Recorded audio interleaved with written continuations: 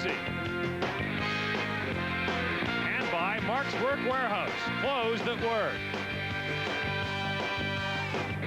In a city that has endured more than its share of summer showers, it's sunny and 24 degrees right now, but there's a possibility of thunderstorms later on tonight as the Argos meet the Stampeders live from Calgary. Good evening, everyone, and welcome to the CFL Live. I'm Gord Miller. The Toronto Argonauts haven't won a road game since October of 1991. Contrast that with the Calgary Stampeders. Since Wally Buono became their head coach in 1990, they've got 12 wins and a tie in July. So for the Argos, it's a textbook case of being in the wrong place at the wrong time. For more of this game, let's go to John Wells. And most of the talk around the Argos centers around their run-and-shoot offense. They introduced it to Canadian football in 1982, won a Grey Cup with it in 1983. Now, 10 years later, CFL defenses are a lot more sophisticated. So the question is the run-and-shoot still a potent offensive threat? Well, John, I really think it is. I still think it's a good offense. I think one of the problems for it, though, is that defenses around the league have seen it or versions of it for 10 years, and they're better prepared to play against it.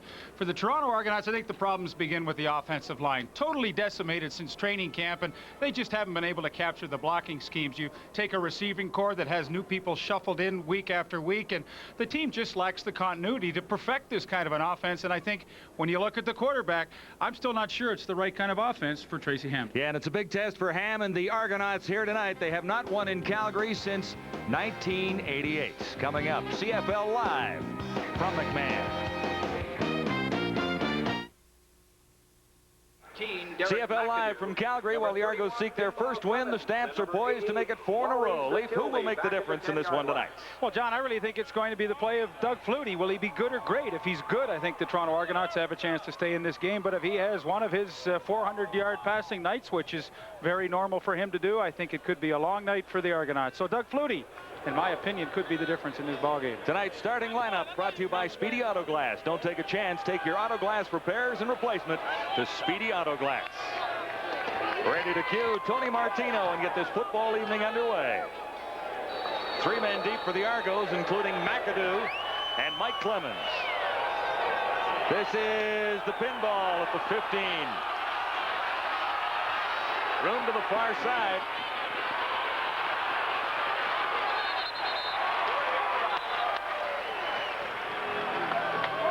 Quarterback Tracy Ham tries for the 4th week in a row to get the Argos run and shoot finally ready to fire. In the backfield, the Argos look to a former Ticat in Derek McAdoo making his first start to carry the ball most of the way. The wide receivers, Paul Masati and Robert Clark, with Larry Willis at one inside spot. And well documented the problems of their offensive line tonight. Francois Belanger, who was assigned, starts at left guard, and everybody is new except Lane Schmidt from training camp. On first down, Tracy Ham already under some pressure. He escapes to the far side. Alondra Johnson chasing him out. The gain is 3 yards. Now the Johnson boys pretty well control the Stampeders' defensive front 7. Eric and Will on the ends.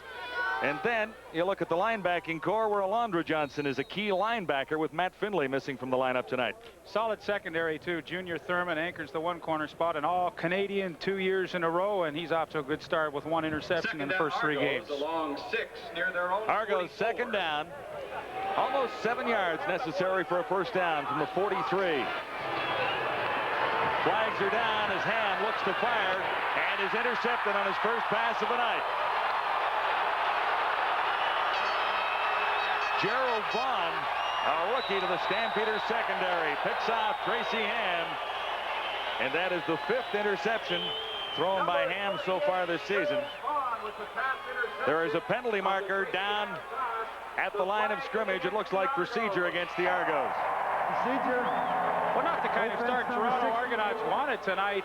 Turnovers have hurt them. They're a -7 after 3 games in the takeaway giveaway department, and you know, it's a difficult offense to master. I know it's been well documented that it is, but, you know, if the reads aren't there quickly, Tracy Ham wanted to get that ball away quickly, and it just took forever. And then finally, he just made the wrong read and threw it away. Talk about hot quarterbacks. How about Doug Flutie? Stampeders 1st and 10 at the Toronto 45. Trick formation, far side of the field. Flutie throws it under the cover, and T-Van Jenkins looks close to a first down. He has it. Stampeders are on a roll. Flutie has been brilliant. 8 touchdown passes, no interceptions, and 3 Calgary victories. His veteran running back, Keevan Jenkins, remains the key to the Stampeders' running game. And then you've got Crawford, Pitts, Sapunjas, and Smith providing Calgary with the league's top receiving corps. And a very fine offensive line that has only given up 5 sacks in 3 games, and for a team that throws the ball as much as Calgary does, that's fairly impressive.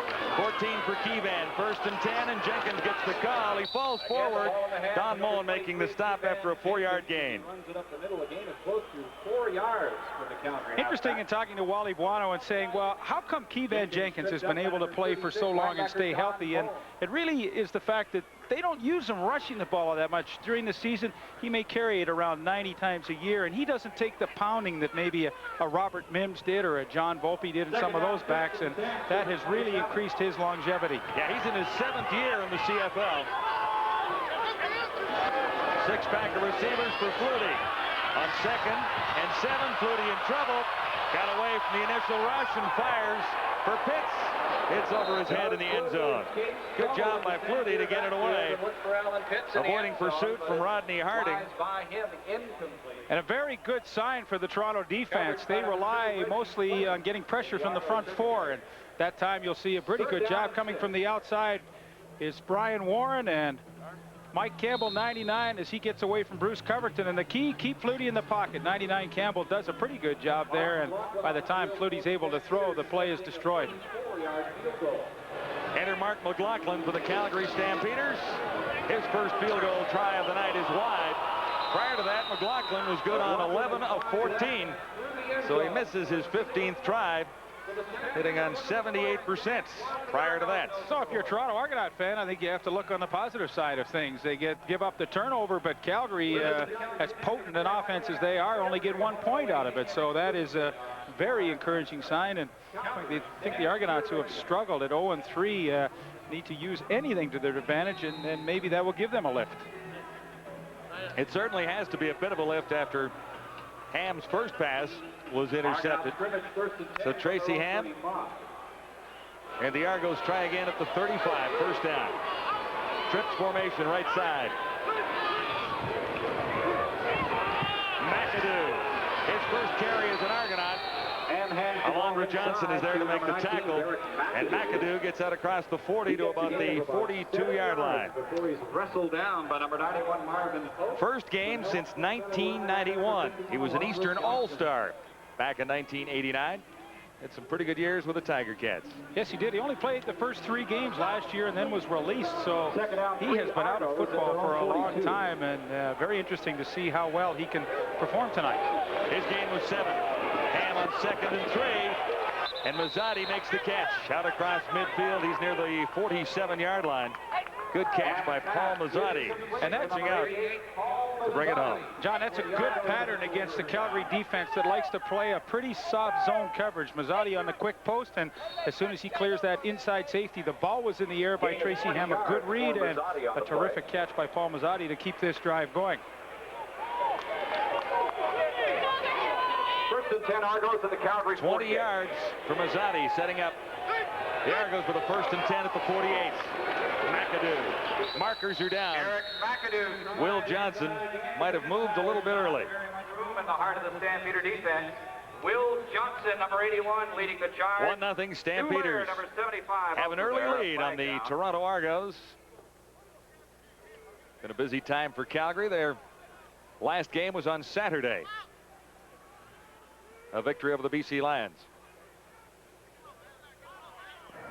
Offside, defense number 81. Repeat 1st down. There you see on the right side of your screen, Will Johnson, a little early start, and he is certainly one of the most feared pass rushers in the league. Argos at the 43. That sets up the Argos with a 1st and 5. Calgary 43. Trips formation, 3 receivers to the near side. McAdoo will have the 1st down. Hard running for McAdoo. He gets inside the 30 to the 29. Met by the Stampeders safety, Greg Knox. Knox had 11 starts in 92. That's a good scheme for Tracy Ham. Really stretches that defense out wide, and then you go with the draw. You really only have to beat one guy, and that's Will Johnson. And he pass rushes so hard in every down. He's a pretty easy guy to get by quickly. McAdoo with the carry, and the Argonauts have really put a nice drive together. 13 more for Derek McAdoo. Look where the Argos are. 1st and 10, Stampeder 30. Ham has to hustle out of there. Sliding for pretty good yardage. He's at the 23. Pinned by number 2, Junior Thurman, the Stampeders' right cornerback. And John, this is why Mike McCarthy made the trade for Tracy Ham. The ability to make something happen when there is no receiver open, and they haven't had this in the past, and he affords them the extra running ability now, a play that just wasn't there. He ends up getting 7 yards out of it. 9:05 to go in the opening quarter. The Argos trailing by 1 on a march right now. 2nd down and 3 at the Stampeder 23. 3 receivers to the near side, and McAdoo got the call. He'll be short of the 1st down. Tripped up from underneath by Stu Laird, number 75. Hasselback also in on the tackle. Hasselback closing things down on the inside for the Stampeder defense. Looks to be a full yard on 3rd down. So 3rd and a yard. You go gunning for it here? I would suppose so. That looks as though they're going to, and for a team that, you know, you think run and shoot, all they do is throw. The Toronto Argonauts come into this game 2nd in the league in average yards rushing per game, a little over 90 yards per game. None of the teams really running the ball much this year so far, and so they have the ability to go for it on 3rd down, probably pick it up. Tracy Ham himself, and he should have the 1st down to keep the drive alive for the Argos, who've looked very impressive since getting the ball a 2nd time after Ham threw it away in his 1st possession. And I think one of the key things the Argonauts have been able to do on this drive is to run that draw and have success with it. And what you always want to do against Calgary, known for a great pass rush from their front four, is to try and find a way to slow them down. And if you have a draw play that's working, there's no question those guys are going to be looking for it instead of coming back, coming real hard on the pass rush. So that's a good way to exploit that. From the 19, 1st down Argos. Ham stands in, fires to the far side, well over the intended receiver's head, and that is Larry Willis, playing his 2nd game as an Argo, number 84. Willis had some great years with the Calgary Stampeders. More recently, he played with the Bombers in Winnipeg. Well, he's always had a bad rap, but all I can tell you, in 7 years in the CFL, 4 times he's been over 1,000 yards, so he must do something right. And last week he had 3 receptions, and for a team that has struggled finding receivers, I mean, I think he's a very welcome addition to this team. On 2nd and 10, pressure on Ham, and flags are down. So is Tracy Ham back near the 33. Alondra Johnson, number 51, a Western All-Star in 92, got through to Tracy Ham that time. Penalty markers down in the Argo backfield. Holding. Offense number 68. Decline. 3rd down. Well, they don't do it much, Calgary, and that is blitz. But when they do, it's usually they take the offense by surprise. And that time, Alondra Johnson beat the block. He got the sack. Argos were called for holding to boot, and that means that Lance Chomick will have to come in. But I think on a positive note, I mean, that was a pretty well put together drive. And, you know, they answer their turnover with a pretty good drive of their own and have a chance to get some points. Yeah, 9-play drive, and here's Lance Chomick looking for the lead with Kerrigan pinning it at the 40-yard line. Chomick is good, and the Argos have a 3-1 lead on the Calgary Stampeders. A good drive for the Argos. Doug Flutie gets the ball when we return. From McMahon in Calgary, CFL Live.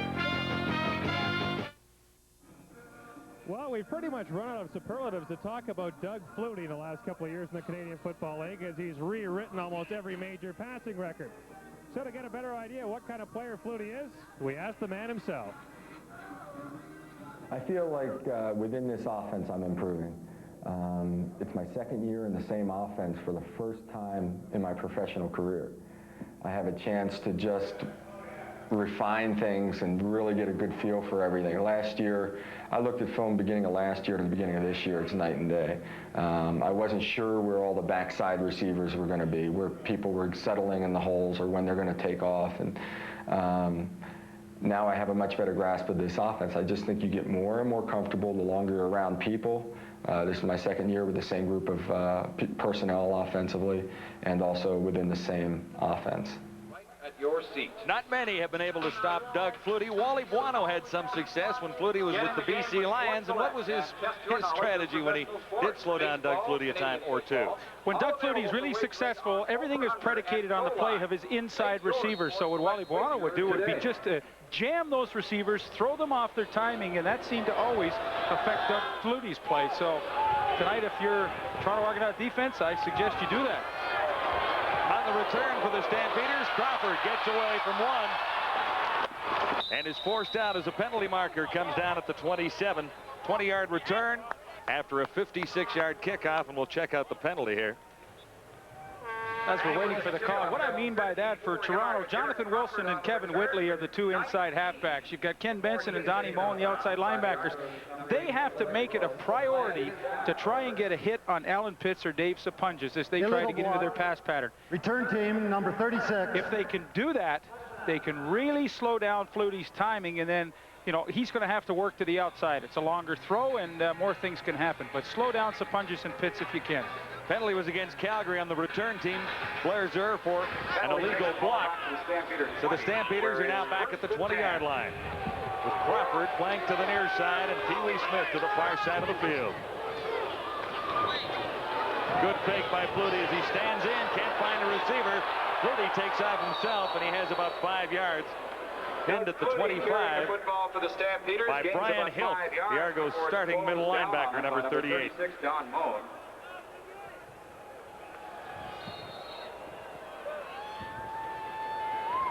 Stampeder fan Eva Friesen. Well, career touchdowns for Doug Flutie, rather impressive, averaging 2.3 per game. Second down 5, Stampeders at their own 25. A gain of 5 yards for Flutie. Trips formation, far side, Flutie. To Crawford, tipped away by Reggie Pleasant. Good defensive play by the Argo veteran. Pleasant with one interception on the season. Good coverage that time on Crawford. Yeah, great protection for Doug Flutie. One of the reasons why he's only been sacked 5 times in 3 games. Look at this. I mean, he's got all day. Great sight lines downfield, and boy, I thought he was just a little slow delivering that football to Derek Crawford. Crawford had run a nice pattern on Reggie. Pleasant was open, but by the time the ball got there, Pleasant was back to break it up. So that's the thing I talked about at the beginning, the difference in this game. If Flutie has a mediocre night, you know, Toronto could really find themselves in a good position to win this game. Wally Zatilny on the return for the Argos, starting at the 40, markers down, and Zatilny is out at the 45. Penalty markers on the sideline as well. A 6-yard return. Could be a late hit by the Argos on Zatilny. 45 yards. The newcomer Biggs. On the return got 6 and got There's the score from Calgary. CFL Live.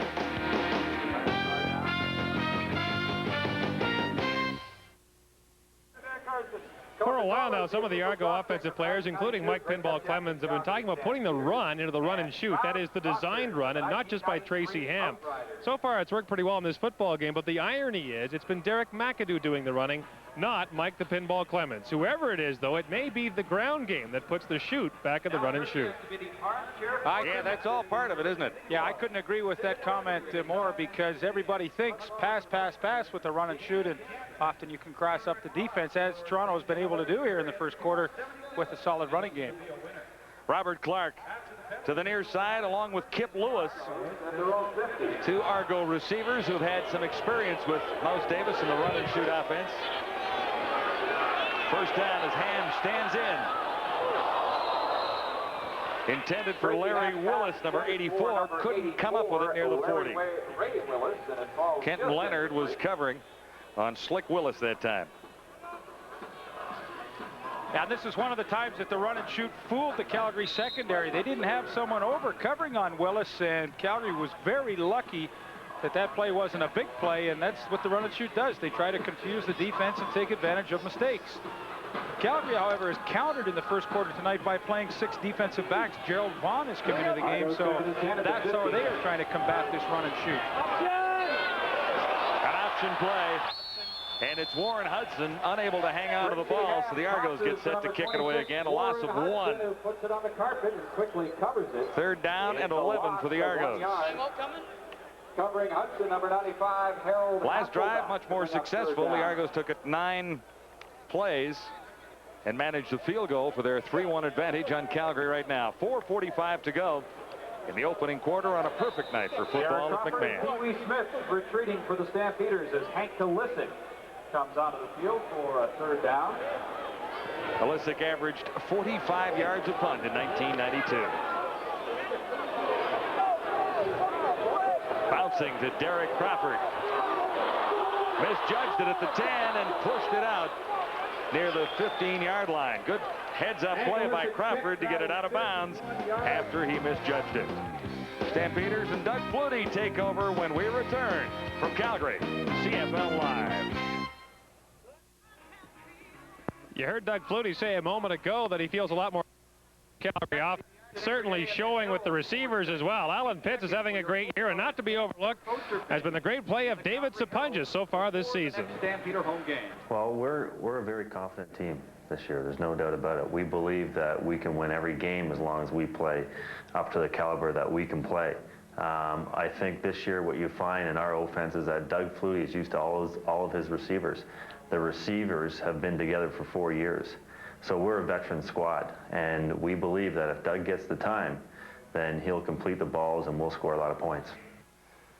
David Sapunjas, CFL Offensive Player of Week 3. Last week, 10 receptions, 152 yards, and a couple of touchdowns in the victory over BC. Turn it up a notch, right? Yeah, turn it up. And that's interesting. I asked Wally Buono yesterday. I mean, the team's undefeated. If you keep going like that, what kind of challenges are you going to issue to your team? And he said exactly what Sapunjas said. For every player to play to his optimum level every game. And if we do that, the season should take care of itself. Flutie and the Stampeders first down, beginning this drive at the 13. Trips formation, 3 receivers near side, including Pitts. The pitch goes to Keevan Jenkins. Jenkins cuts it back and is nailed by 2 Argos. Leading the way was Ken Whitley, number 6. It's a gain of 6. Whitley making his pro debut in place of Enos Jackson, who was injured last week against Hamilton. Of course, when you look at the Argonauts lineup, I mean, 7 changes this week, and of course, since training camp, it's almost an entire new team, and no wonder they're having problems. Dave Van Bellingham, their starting safety, got the flu on this trip, and he can't play, so the problems just seem to mount and mount. Gain of 6, this is 2nd and 4.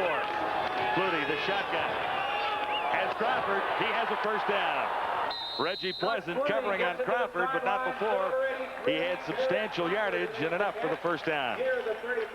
See Reggie Pleasant right here. Now here's Pitts coming up the field. Reggie Pleasant is kind of sneaking in there to help out, and all Crawford does is just hang down the sidelines and Flutie finds him. But, you know, sometimes a team that's struggling, you try and do a little too much, and in that case, Reggie Pleasant gave Crawford far too much room. Yeah, that one looked easy, a gain of 16 yards, and the Stampeders out near the 30, actually near the 35, beginning at the 34, first down.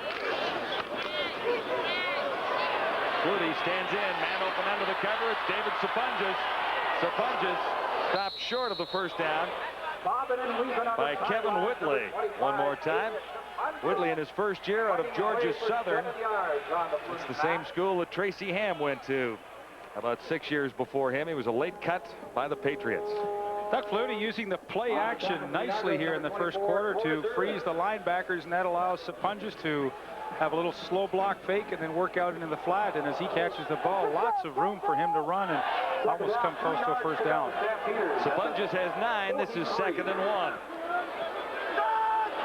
Stampeders, 3 receivers to the near side, and Keevan Jenkins gets the call again. He is close to a first down. Donnie Mullen, number 36, the veteran of the Argos linebacking core, and in fact the Argo defense in on the tackle. Harold Hallman, number 70, in on the tackle for Toronto. 7 seasons out of the University of Las Vegas in Nevada. 134 all-purpose yards against Winnipeg in week 1 for the veteran Keevan Jenkins. Yeah, and he said today, you know, if I get traded, you know where I want to go now. Yeah, to the Vegas Gamblers or whatever they're going to be called next term. That's it. 1st and 10. Flutie for Jenkins. Jenkins has a first down. He's out across midfield. And the safety, Andrew Thomas, finally makes the stop on Jenkins, who put up 13 impressive yards after the reception. Good job by Dave Sapunjas downfield to get a block on the screen, and he's able to cut down Donnie Moen there, so he is the complete package. Stampeders into a hurry-up offense. It was batted down by number 99, Mike Campbell. So it'll be 2nd and 10. Argos appear to be offside. There's a penalty marker down. It's funny you talk about a guy like Mike Campbell. I think for them to really be successful this year, he has to get back to the form that he had in 1991 when he had 13 sacks and was an all-Canadian. Offside. Defense number 99. Repeat first down. Well, Mike jumped the gun a little bit there, but, you know, he's a real leader on this team, and I think for them to be successful, they've had a pretty good start defensively, but I think he is one player that really has to get back and have the kind of year he had 2 years ago. After the penalty, it is 1st and 5 for Doug Flutie, and the Stampeders trailing 3-1. 3 receivers to the near side. It looks like it might be a time count violation, as the play was whistled down on Flutie before he could get it away. 46 seconds left in the opening quarter. Time count violation. Offense number 20. Still first down. Back where they began with a 1st and 10 at the 42. Check that, it's at the 52. At the Argonaut 52.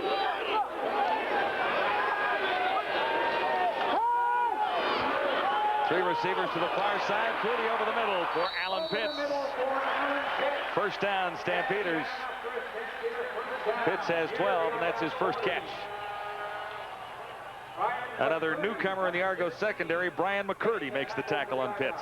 Toronto playing a pretty soft zone defense. There you see the linebackers don't get back to help out in the hook zone, and boy, that's going to be an easy pitch and catch for Calgary all day if Toronto plays like that. Hurry up offense again for Flutie. Will Moore has his first catch. They're very high on this guy, number 82, 6'2", 180 pounds, out of Texas Southern. Great hands, they say. Yeah, they brought him along slowly, too. He played 1 game last year and spent the entire season on the practice roster learning the system, and he replaced Carl Bland this year, a veteran who had had some super seasons with Calgary, and as you say, John, they have tremendously high expectations for this young receiver. First down, rather 2nd down, a long yard for the Argos. 2nd and 1. Stampeders at the Argo 32. Flutie on a bit of a quarterback draw, but he went around the outside and found enough for the first down on the final play of the opening quarter. So the Stampeders continue the drive when the second quarter begins. Live from McMahon. Stampeders have the best numbers from the opening quarter, including 94 net yards. The Argos have turned it over once, but the Argos do have the lead at 3-1 as the second quarter begins. 1st and 10 Calgary. For Jenkins. Inside handoff to Keevan Jenkins. On the inside handoff, Jenkins gets to the 21, a gain of 6. Brian Warren, number 44, made the stop for Toronto. Well, the offense is doing a pretty good job running those draws tonight. A huge hole opens up until Brian Warren's able to make the tackle, but Calgary, you know, you're thinking pass so much with them too, and when they run across you up with the draw, usually more often than not it's successful. 2nd down for Flutie and the Stampeders. 4 receivers to the near side. Flutie looks this way and then over the middle. Dave Sapunjas has the first down as he dives near the 10-yard line. Ken Benson pinned him there, number 73 for the Argos. Well, you wonder why Doug Flutie gets so much time to throw. Watch Brian Hill coming on the blitz, and he's picked up nicely by the left guard Rocco Romano and the center Doug Davies. Do a good job, form a great pocket. That's the reason why Doug Flutie is able to see downfield so easily and pick out his receivers. 10 yards for Sapunjas. First down Argos. First down Stampeders at the Argo 11. Flutie at the 5-yard line. Keevan Jenkins, touchdown. Flutie to Jenkins. An 11-yard touchdown toss. Stampeders in the lead once more.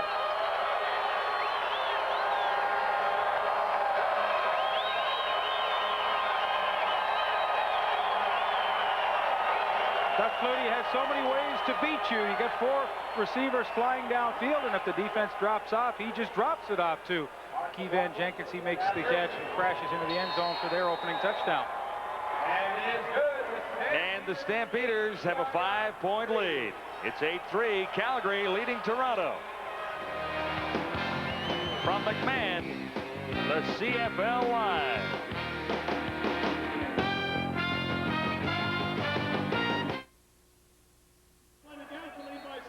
Well, if you've known Wally Buono for any length of time, you know he is a perfectionist, and winning the Grey Cup isn't likely to change his style. We asked Wally if there are any weaknesses on this Stampeder team that he'd like to work on. Well, I think the biggest aspect that we want to improve on is the consistency of the team, and we wanted to improve our speed throughout our team. I think the first part, the consistency, we struggled a little bit in our first 2 games. I thought against BC, our team played at a much better level of football. As far as our team speed, I think we've done that. We've got some good young players that run very well and have done an excellent job for us on special teams. And you know, those are 2 areas of concern. And right now, it seems like they're picking up. Hard to believe that Wally Buono's Stampeders are better than last year's Grey Cup team, but he does believe he does have a faster, stronger, younger football team. The scoring drive covered 97 yards in 12 plays. It took 7 minutes and 7 seconds, and Flutie to Jenkins capped it off. Talking about Wally Buono, since he has become the head coach of the Calgary Stampeders back in 1990, he is 12-0-1 in July. Yeah, he doesn't like to lose in the month of July. Well, he hasn't had to even think about it. He's never lost in July. What a record. This is Derek McAdoo on the return for the Argos. They're down by 5. Decent field position. Out across the 35 for a first down Toronto. Met there by Carl Anthony. Wally Buono took over this team in 1990. And there's the record Lee was talking about. The one time, you should look up who managed to tie them. I think it must have been BC. Argonauts first down at their own 35. And it was Doug Flutie, in fact, who tied them when he was with the BC Lions. First and 10 for Tracy Ham and the Argos. 4 receivers far side of the field. Ham can't spot one open. Almost picked out, but he has a man complete on the far side for Robert Clark, I believe, number 89. Robert Clark on the sideline. One of the things Calgary does so well is to jam the inside receivers. Look at Marvin Pope as Kip Lewis tries to get into his pattern. Hey, 2 guys knock him to the ground, and you know, when that happens, Tracy Ham, he's just got no place to go. And well, that's what the Toronto defensive backs and linebackers have to do to Calgary. Clark's first catch, that's 8 yards. This is 2nd and 2 Toronto. 4 receivers to the far side and a pitch to McAdoo. Derek McAdoo has plenty for the first down near midfield, near the 55, stopped by Greg Knox. Watch Eric Johnson, the new defensive end for the Calgary Stampeders. Here he is. As he comes across, he either takes Ham or he goes with the back. Well, he makes a decision to take Tracy Ham, and so Ham just pitches to McAdoo. Great play. He's to the outside and lots of running room, but that's the option off that defensive end, and he can't make the right play. First down Argos. Ham gets pressure from Laird. And Zizakovic. Markers are down, and Ham finds a little extra room down the near sidelines, but I think they'll take this one back. Tracy Ham, the ball carrier for the Argonauts. Like the Argos might have been holding on the play.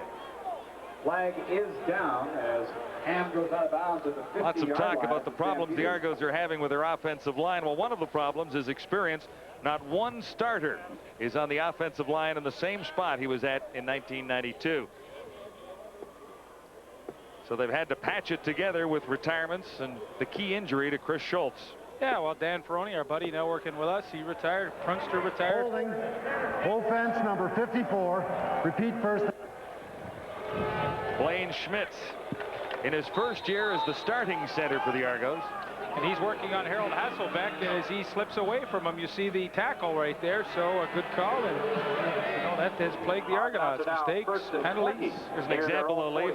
Schmidt was a guard and a tackle in '92. This year he's playing center. First down and a bunch. Derek McAdoo has close to 9 yards. Straight up the middle for But the it was Argonauts. 1st and 20 after the holding call. Eric Johnson, one of the very few newcomers in the Stampeder defensive scheme of things. McAdoo off to a pretty good start. 5 carries, 41 yards, and it's always interesting to see in the second half how a player who has been out for a year and a half will perform. But so far early in the game, he looks pretty good in there, and a pretty astute move by Mike McCarthy to bring him out of retirement. They credit McAdoo with a gain of 8. This is 2nd and 12. Ham, well over his intended receiver, up near the 40-yard line. Robert Clark, number 89, covered by Greg Knox. And Knox supplied a pretty good hit. Third down, Argonauts. One of the problem areas for the Argonauts this year, just freeze it right here.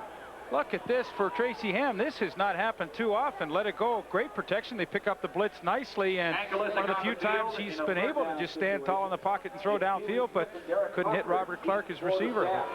Nice job to pick up that blitz and give him time to throw. Here's Hank Olisic on 3rd down. Good kick. Bouncing at the 10, Derek Crawford doesn't have a play. Near the 2-yard line, it's out of bounds. Make it the 3, but a great kick by Hank Olisic. From McMahon Stadium, Calgary, CFL Live on TSN tonight.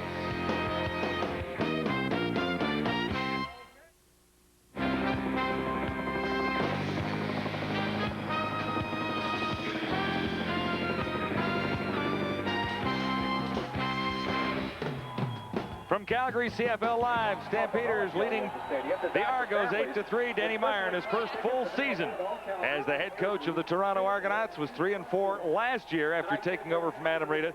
The Argos have struggled on the road since 1992, 0-9, and they are looking for their first win on the road in 1993.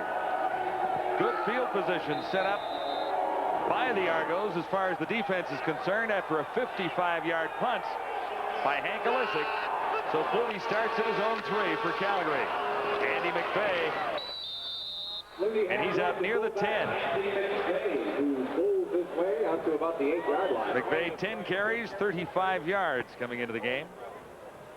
Met by Harold Holman, former Calgary Stampeder. Interesting, Doug Flutie has been the league MVP 2 years in a row. If he were to go on and win it again this year, he would be the only player in CFL history to ever win it in 3 consecutive years. Now, Jackie Parker and Russ Jackson have won it 3 times, but not in 3 years consecutively. Yeah, Flutie's putting up impressive numbers again tonight. 80% passing from the shotgun here. On 2nd and 5, Flutie stands in. An easy toss for Pee Wee Smith, and that'll be a first down for the Stampeders. Smith stopped by the linebacker, Brian Warren. Great receivers in this Calgary team, no doubt about it. Yeah, and it's a team that spreads it around. You know, Pitts and Sapunjas are the key guys inside. The rest of the team with only 26, but equal distribution with Crawford, Smith, and Will Moore. So, boy, Doug Flutie likes to keep everybody involved in that offense in alert. Yeah, but how did he get 152 yards passing to Sapunjas and to Alan Pitts in the same week? Both got for 152 yards against BC. This is Crawford out of bounds. He could be a little shy of the first down, but he's awfully close. Corus Urban, the former Ticat, forced him out. Well, one of the ways I think you beat Doug Flutie is to be very patient on defense and just hang back in his own coverage and say to Doug Flutie, if you can put 12 to 14 plays together, well, you maybe going to beat us. But I think Toronto has to be, they're playing it pretty well so far here in the first half. They're not overly aggressive, the defensive backs. Hey, Crawford and those guys are catching some outs, but they haven't given up the big play, and I think that's paramount for the defense. Let them catch all those things underneath. Second down. Protect against the big one over the top.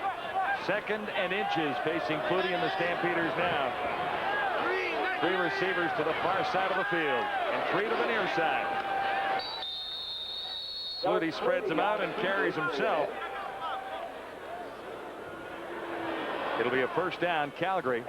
Stampeders leading 8-3 with 8:39 to play till halftime at McMahon.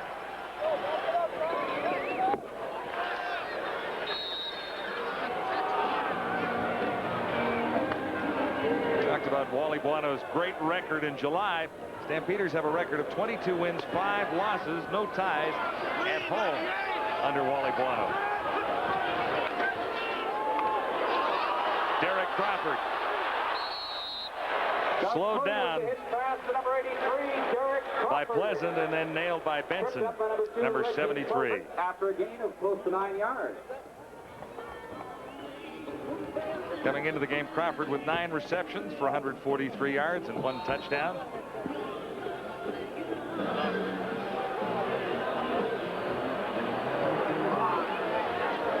Crawford has 22 career touchdowns. Another second and short situation. This is Jenkins. He has plenty for a first down. Out across the 40 near the 44-yard line. A gain of 6. Well, as a running back, you're only as good as the lead guy in front of you. Watch Andy McVay as the hole opens up right in here. Boom, he's going to hit the linebacker right in the hole, let it run, and you're going to see some contact. Brian Warren and Andy McVay meet head on, but McVay makes the block, and Keevan Jenkins picks up the first down. Another in this drive that began for the Stampeders back at the 3. Flutie, shotgun.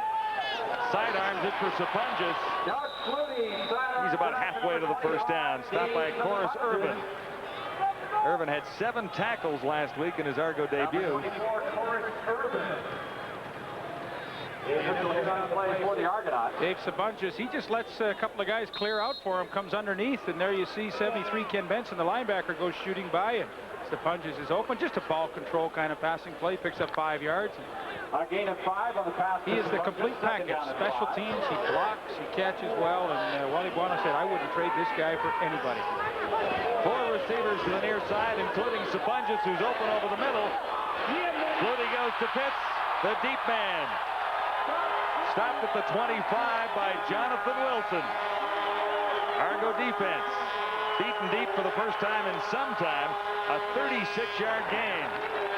Flutie to Alan Pitts. Yeah, they catch Toronto in a blitz situation. The middle safety, Andrew Thomas, is up on the line of scrimmage. That means the whole field is open for Pitts to come all the way across, and that's just too much to ask from Jonathan Wilson to stay with him. And Flutie saw it so quickly, the ball was on target, and boy, when the Stampeders get on a roll, they are pretty to watch. Yeah, they're on one right now after the 36-yard gain. It's 1st and 10. Calgary at the Toronto 26. Andy McVay. McVay slowed by the initial Argo pressure from Harding, or from Hallman, and then stopped by Brian Hilk, number 38. Linebacker Brian Hill.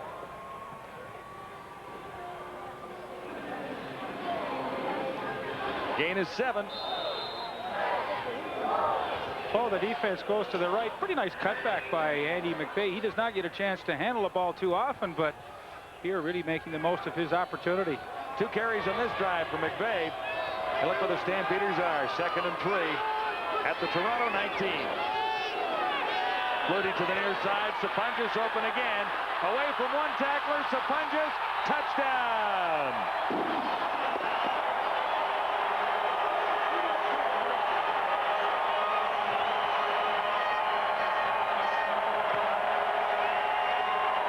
Fifth touchdown of a new season for David Sapunjas.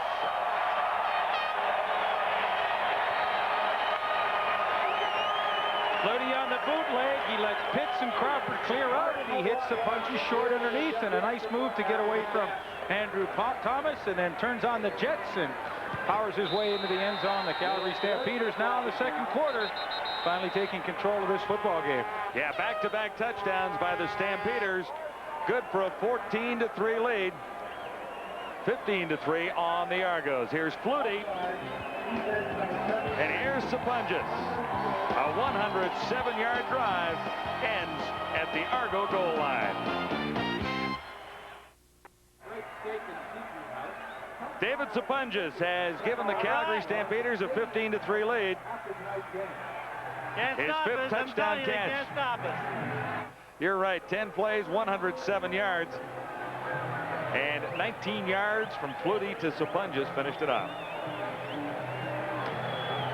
Back-to-back, very impressive drives for the Calgary Stampeders, and of course the worst nightmares of the Toronto Argonauts are maybe coming true. They're in a slump 0-3, and they have to play the #1 team in the league tonight. And Calgary, after a sluggish first quarter, now has started to get things together. Gord? All right, we're here with Larry Rickman, who is now smiling that his team's got a comfortable lead. They're picking up right where you left off last year. Well, so far so good, but we still got a lot to go in the season. Tell me about Las Vegas expansion there in 1994. Very exciting, wonderful city. I mean, Vegas is known worldwide. It's the only professional sports team in the entire state. I think it's perfect. What about other expansion targets? You know what we're finding is we're narrowing it down to owners, and what we'll then do is then look at cities. But it could be anywhere from Jacksonville to Portland to Orlando. I mean, it just goes on and on. All right, Larry, thanks very much. We'll see you then. Thank you.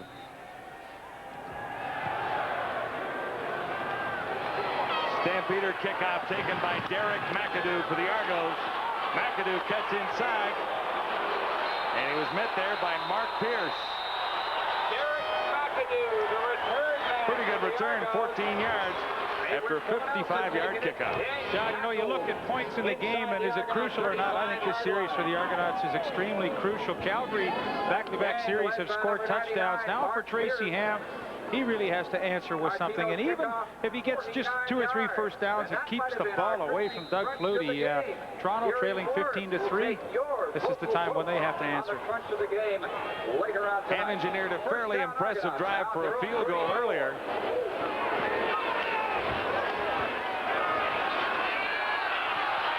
No one is open for Tracy Ham. Now he finds Willis. Willis makes the catch, stepping out of bounds at the 49. Big play. And that's the dimension that Tracy Ham can give you, that ability to, once the play is not there, hey, see, he wants to throw the ball right now. Nothing's open. Now he breaks containments. Dulaire can't stay with him, and he's able to pick out Larry Willis downfield. And, you know, this is really a crucial march for Toronto. They cannot afford to let Calgary get any farther ahead. 27 yards for Larry Willis and a first down for the Argos at the Stampeder 49. Markers are down. McAdoo gets the call. Caught from behind. Harold Hasselback, number 95, had McAdoo wrapped up. And it looks like a procedure call against Ham and the Argos.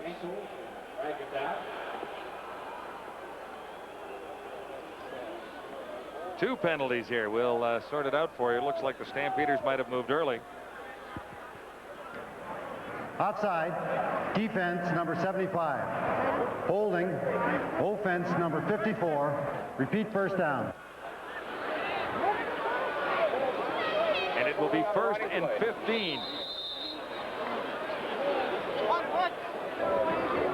Not in the lineup, at least as a starter tonight for the Argos. Mike Clemens, he has a bit of a nagging injury, according to Dennis Meyer.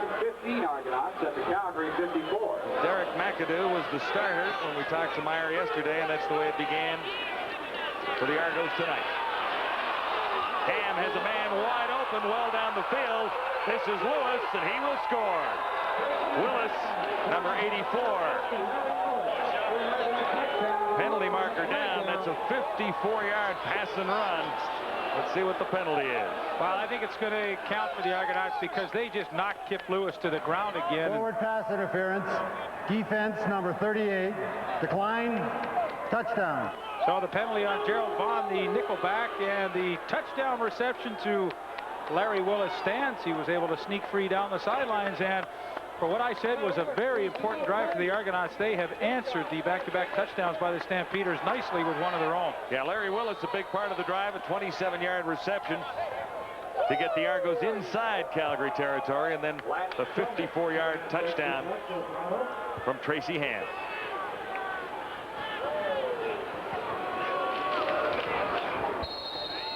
It is good. 3-minute warning is up at McMahon, and the Argos are back in the ball game after an impressive drive. Finished off by Tracy Ham to Larry Willis.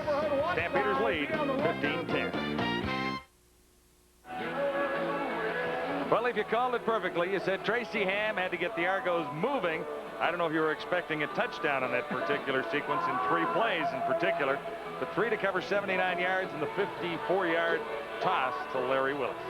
Well, it makes it a ball game again. You know, there's nothing worse than you let Calgary get on a roll. They can just destroy you in a hurry, but Tracy Ham very quickly was able to answer the call. Larry Willis, a couple of catches on that 3-play drive, and at 15-10, we have a brand new game. That was interesting. Tracy and I had a long, wonderful chat before the game, and I've always wondered really how he felt about the run-and-shoot offense. I mean, we know it was a system put in by Mouse Davis, and everybody else seems to like it. And I said, tell me honestly, do you think this is a system for you? And he said, yes. He said, the only thing I have to do is to read things a little quicker than I have in the past. It's not the rollout style that I've been used to before, but he said, Leaf, I like the offense. I think it's going to work, but it's like anything. It's going to take time. We have so many new people, and you have to have the continuity between receiver and quarterback and offensive line. If we can ever get that going, it's a good offense, and I'll be good in it. Yeah, looking at the Argos offensive scheme for 1993 as they dress and set up for this one tonight, only Paul Massotti was at his same position last year, so that's 11 new faces in the Argos offense trying to get used to this run and shoot. Olisic right through the end zone with 2:59 to go. Drills it through the Stampeder end zone.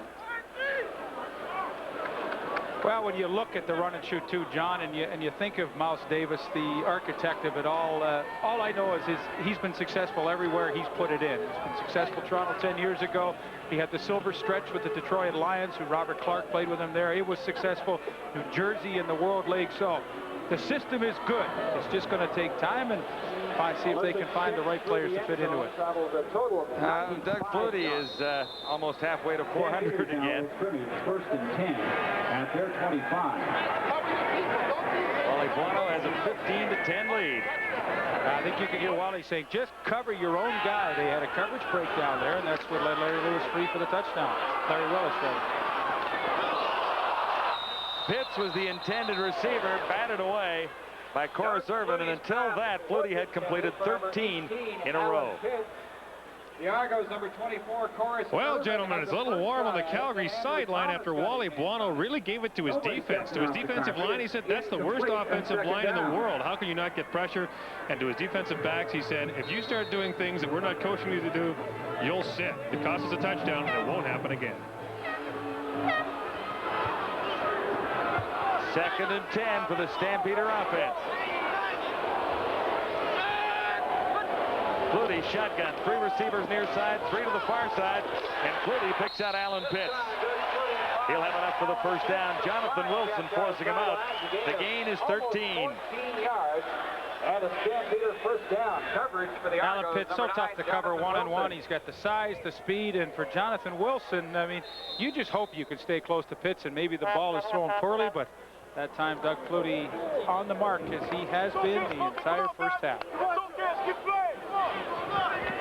2:54 till halftime. Calgary leading Toronto 15-10.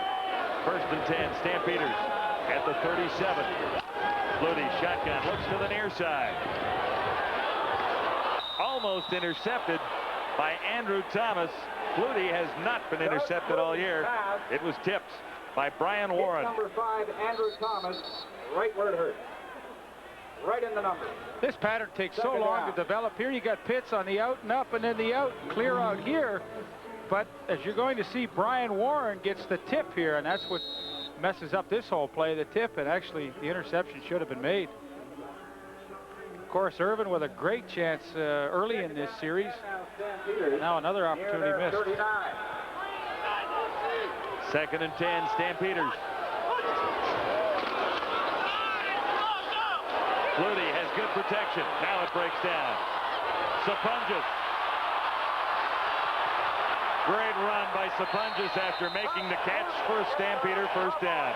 He's at the 50 after picking up 12 and pinned there by Mike Campbell, number 99. Superb play by Sapunjas. Yeah, he and Flutie really have found some kind of chemistry together. And for Calgary here, you know, you've had control of this game. You've let Toronto get back in it. Now, Calgary is a great team, no question about that. The worst thing they want to do now, and I'm sure they've talked about this on the sidelines, is let Toronto get into it. Let Toronto think that they have a chance to win this game. Hey, the good teams put them away early in Calgary. You know, they want to answer that Tracy Hem touchdown with another one of their own. Mike Campbell was in on that last tackle, and he is the injured Toronto Argonaut. Eastern All-Star in '92. He's being attended to by the Argo medical staff out near the 50. Stay with us at halftime. We'll get caught up with what's going on around the league, including expansion, the sports update, and Leafs story of the first half. Yeah, it's going to be a long story. A lot of good touchdown drives by both teams tonight. Let's go back and see if we can see what happened to Mike Campbell. He's making the tackle from behind. Tough to tell really what happened there. All I know is they really need a healthy Mike Campbell in that lineup. He is one of the anchors of that front four, and for a team that really relies on just 4 people to apply the pass rush, he has to be playing at 100%. Mike Campbell with 6 sacks in 1992. In his 5th CFL season. We talked about the Argo defense. Pretty well intact from a year ago, although then you start looking at the cornerback Irvin in there, and Kevin Whitley making his first start tonight in the secondary. And then Andrew Thomas in for Dave Van Bellingham with the flu, and there are changes for the Argos on defense as well as the 11 we mentioned on offense. I think the Argonauts were lucky to get a Corus Irvin. He had worn out his welcome in Hamilton, started 36 games in 2 years for the Ticats, but he was released, and Toronto had not been able to find a good replacement for Ed Berry, whom they traded to Edmonton. So Corus Irvin, I know Dennis Meyer was happy to get him. Dennis Meyer spent 11 years as an assistant coach with the Argos, working on defenses. Began his CFL career as a defensive back here in Calgary at the Stampeders. 2:26 to go till halftime. Stampeders first down at the 50. Flutie for Keevan Jenkins, and Jenkins is close to a first down stop near the 50. Looks like a gain of 9. It'll be second and short at the worst as far as Calgary is concerned. Ken Benson on the tackle. Toronto's going to 6 defensive backs to try and slow down the passing game of Calgary. That means Brian McCurdy comes in at the middle safety, and Andrew Thomas goes out to the halfback spot. And really what's happening, they picked on Andrew Thomas that time. He was kind of lined up as a linebacker. When you run the screen at him, he's undersized for that position.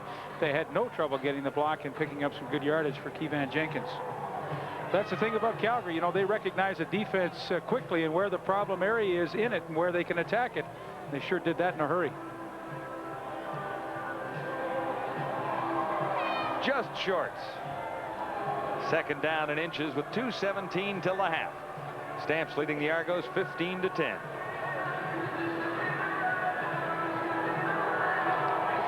Jenkins comes up Ball spotted short, so it is just shy of the 50-yard line. 10 centimeters. 6 receivers in for Flutie, 3 each side.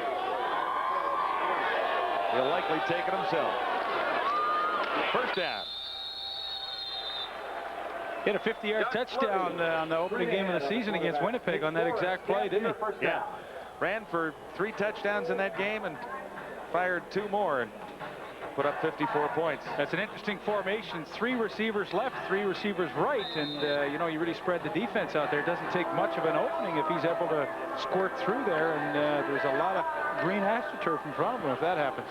Flutie's put up some great numbers. Last week he was 25 of 40 for 413 yards against his old team, the Lions. First down, Stampeders. At the 49. Flutie with all kinds of time. Far side has Jenkins. And that'll be another Stampeder first down. Jenkins forced out by Wilson. It's a great scheme to the short side of the field. Here's Keevan Jenkins here. Watch as he lets everybody clear out for him then. He just circles underneath, let it run, and you're going to see what kind of room he has down the sidelines. And to boot, after he catches the ball, 86 Pee Wee Smith is going to come back and get a good block on Donnie Moan, and that allows Keevan Jenkins to get the first down. 13 yards there, first and 10. Stamps now at the 35 of the Argos. The drive continues. Jenkins was the intended receiver, and Flutie came up a little short. Well, going back to that previous reception by Jenkins, that's what the Stampeders do so well. They overload areas where the defense just doesn't have enough people to cover everybody, and at least the defense did the right thing. They covered the deep guys and then came up and tried to support and make the tackle after the catch. But Calgary, well, they have so many different schemes to try and overload in certain areas. Jenkins 5 receptions. He's also been impressive carrying the football. 2nd and 10. Stampeders, the Argo 35, and again, Flutie a little bit short on the pass, that time for Crawford, number 83. Yeah, and really when Calgary has a bad night, it's usually because they beat themselves, and Doug Flutie 2 opportunities back-to-back where he has underthrown the football, and goes back to what we talked about at the beginning of the game. They can only be their own worst enemy. You know, if they have a bad night and somebody wins, well, chances are it was Calgary's fault. Well, this is a great football team in Calgary. McLaughlin, he's good. An 8-point lead restored for the Calgary Stampeders. And the last 3 possessions have resulted in 17 of their 18 points. 2 touchdowns and that field goal by Mark McLaughlin.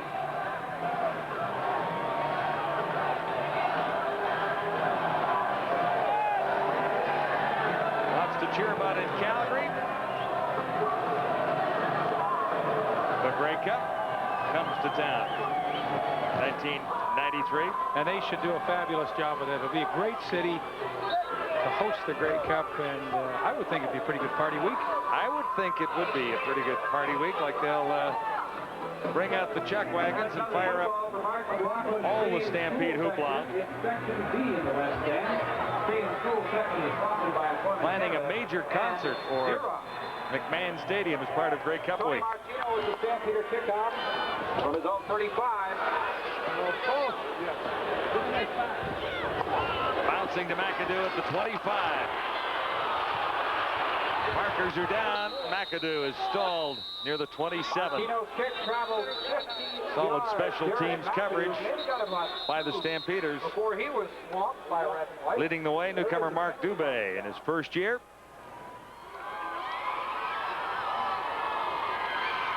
Penalty is against the Argos, so that'll cost a couple of yards. Tracy Ham got on 4 of 7 for 109 yards, a very impressive drive. So those statistics a little bit misleading in some ways because he was really hot on the last drive. Well, I find them shocking that he's only thrown 7 passes in almost 2 quarters of football. This is supposed to be the run and shoot, isn't it?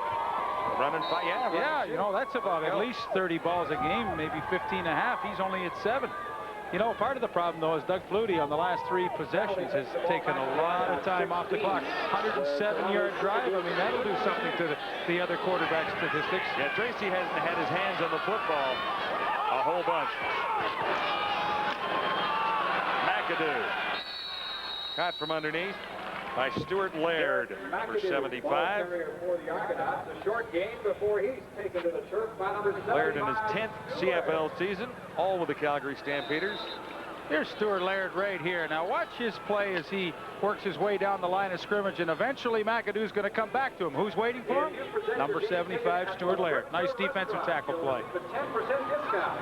Now that's Italian. Laird comes out, another linebacker. Raymond Biggs moves in for the Stampeders on 2nd and 6. Ham looks down the near side. Lewis was the intended receiver, and Gerald Vaughn was covering number 38. There's a marker down at the 40. Tight coverage, and there is a penalty flag out. 41 seconds until the half. Gerald Vaughn's playing tonight. Sorry, John, because Matt Finley, their regular linebacker, was hurt last week, not in the lineup tonight. So they've chosen to go with 6 defensive backs and play it that way. Roughness. Defense, number 30. First down. That's Kenton Leonard, the left halfback. Yeah, and what they're getting called on is really hammering the inside receivers of the Argonauts as they leave the line of scrimmage. Interference penalty and now a roughing penalty to Leonard. 41 seconds till halftime. Tracy Ham tries to answer the last scoring drive by the Stampeders. McAdoo again. Submarine by Hasselbach. Quickly by the front line of Alonzo Johnson also in on the tackle. 2 yards. Maybe 2 yards for McAdoo. The first with his helmet in there. Harold Hasselbach, number 95. He was an Eastern All-Star in 1989 with 11 touchdowns for the Tiger Cats. 7 carries already tonight for Derek McAdoo, 47 yards rushing. I think if you had asked not only him but Darrell Davis before the game, would you be happy with that at halftime? I think he would have said yes. Boy, he was happy to be back in the lineup. Getting married this weekend. Yeah, so he can't play in Saskatchewan. the Saskatchewan game because he's home getting married on Saturday. I guess that's more important. Well, I would think so. Well, I guess there's another game for the fiance anyway. To the future Mrs. McAdoo. An awful lot more important. Derek, you've got a lot of games left. You only get married once. Hopefully. Yeah. Second down and 8 at their own 37. 3 receivers to the near side for Tracy Ham. Second and 8. Ham tries to find someone open. And now runs. He's close to a first down over the Stampeder bench. A little desperation run for Tracy Ham. Still 28 seconds on the clock. And he will have a first down. 9 yards for Ham. He needed 8. I don't think people realize how fast Tracy Ham is. He's a glider as a runner. Watch that stride there. I mean, he is a beautiful runner. Doesn't exert a lot of extra energy when he runs. Just that great gliding stride. 28 seconds till halftime. The Argos have a chance to put a couple more points on the board. 4 receivers to the far side of the field. Ham onto the coverage. Clark makes the catch. He's out at the 55. Will be just short of the first down. 21 seconds till the half. Robert Clark did the smart thing, caught the ball, got the maximum yardage he could get out of it, and then got out of bounds to stop the clock. So there's still 21 seconds left. Robert Clark, of course, and Mouse Davis were together with the Detroit Lions back in 1991 when they had the then famous Silver Stretch offense, they called it. A little different name for the run and shoot. For the run and shoot. We talked about Kip Lewis, who was with Mouse Davis, number 83, also a new Argo receiver on the right side. He's the slot back, and he played with Mouse in the World League. Yeah, he was with Mouse in New Jersey. New Jersey, yeah. Dale Davis. What a great guy he is, and he has had success, well documented throughout his career with this type of offense.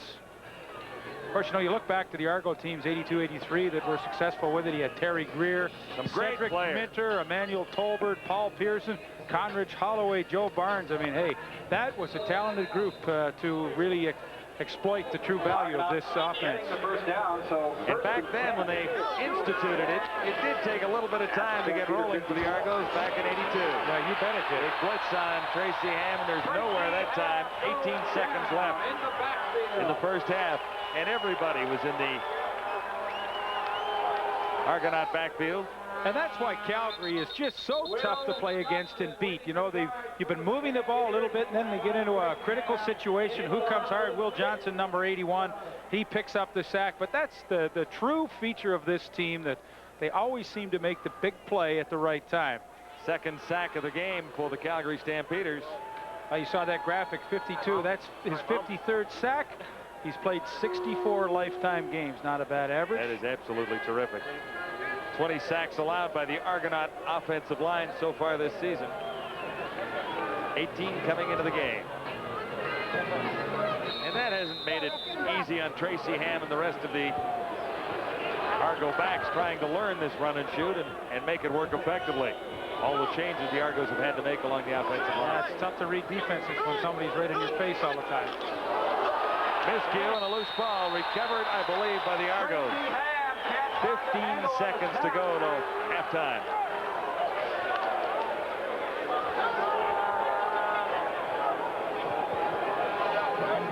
McAdoo coming up with the ball. Ham had a little difficulty with the exchange from Blaine Schmidt.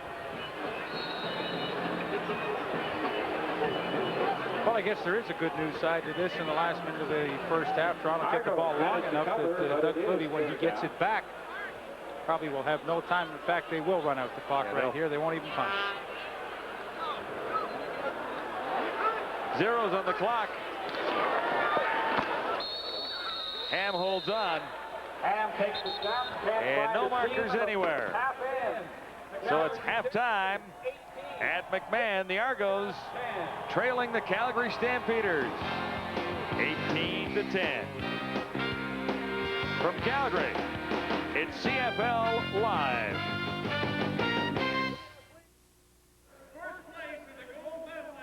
Calgary leading by 8 at halftime here at McMahon Stadium as the Stamps look to go to 4-0 and keep their perfect July record intact under head coach Wally Buono. Well, what happened this week in the CFL? Well, the Sacramento Gold Miners got their first victory. There were plenty of close finishes, and oh yeah, the league got a 10th team. For the first time, there'll be a dime of teams in the league. We have decided to award a franchise in the Canadian Football League to Las Vegas Major League Sports, Inc. Monday in Vancouver, Larry Smith welcomed Nick Maletti and his Las Vegas group to the CFL. Nick Maletti presented a very good case, has himself organized, and of course everything was tic-tac-toe because we completed all the signing, all the financial transactions are done, and the money's in the bank. So it's a nice sense of, I guess, accomplishment. The team will play here at the 32,000-seat Silver Bowl, a stadium operated by the University of Nevada. In addition to Las Vegas, Smith also says the CFL is still looking to add 2 more teams for 1994. In other news, well, Sacramento won its first game ever with a 37-26 win over Saskatchewan. David Archer highlighted the win with his 90-yard touchdown pass to Titus Dixon. But the play of the week had to be this 99-yard punt return from Gizmo Williams of the Edmonton Eskimos. Here goes the give. So long.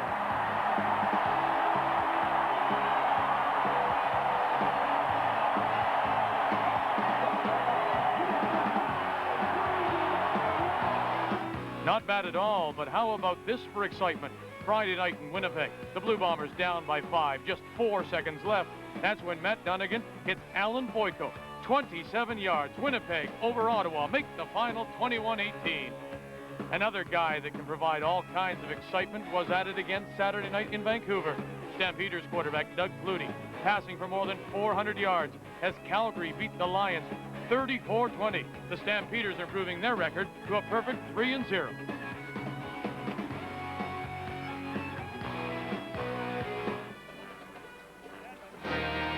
Coming up next, a TSN Sports Update. You're watching the CFL Live from Calgary on TSN.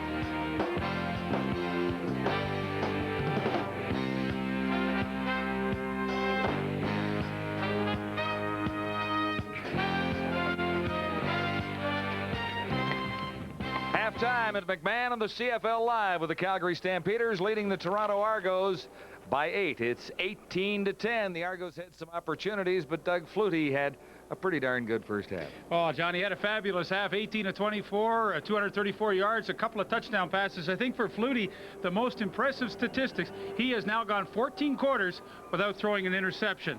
And this is his 10th touchdown pass of the season to David Sapunjas, who had a pretty good half himself, 5 catches, 55 yards, including this 19-yard touchdown here. He makes a nice move to get away. And David Sapunjas, you know, you have to love his production. That he has 26 catches on the season, 5 for touchdowns. I mean, that's not bad when you got a receiver that scores every 5 times he touches the ball. Now, the Argos closer than many would have thought, and they're pointing to a couple of almost interceptions in the Toronto executive suite down the hall that might have got them a little bit closer. Might have turned the half around a little bit. Corus Irvin had a great chance. Andrew Thomas had a great chance, and boy, that's what Toronto's going to have to do in the second half. I think they played a good first half, but it's a long way to go. It is a long way to go against the Stampeders at McMahon in Calgary when Doug Flutie is hot, and he has been that so far tonight.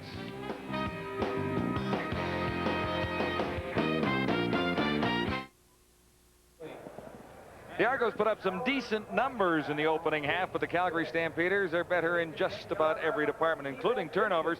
But look at the time of possession leave, 18:24 to 11:36, and you can't win if you don't have the football. Boy, that's so true. And the last 3 Calgary possessions in that second quarter, they chewed up a lot of time on that clock and got 17 points out of it. So, you know, when you're doing that, I mean, you're scoring points and you're keeping the other team off the field. I don't think you can diagram a game strategy any better than that.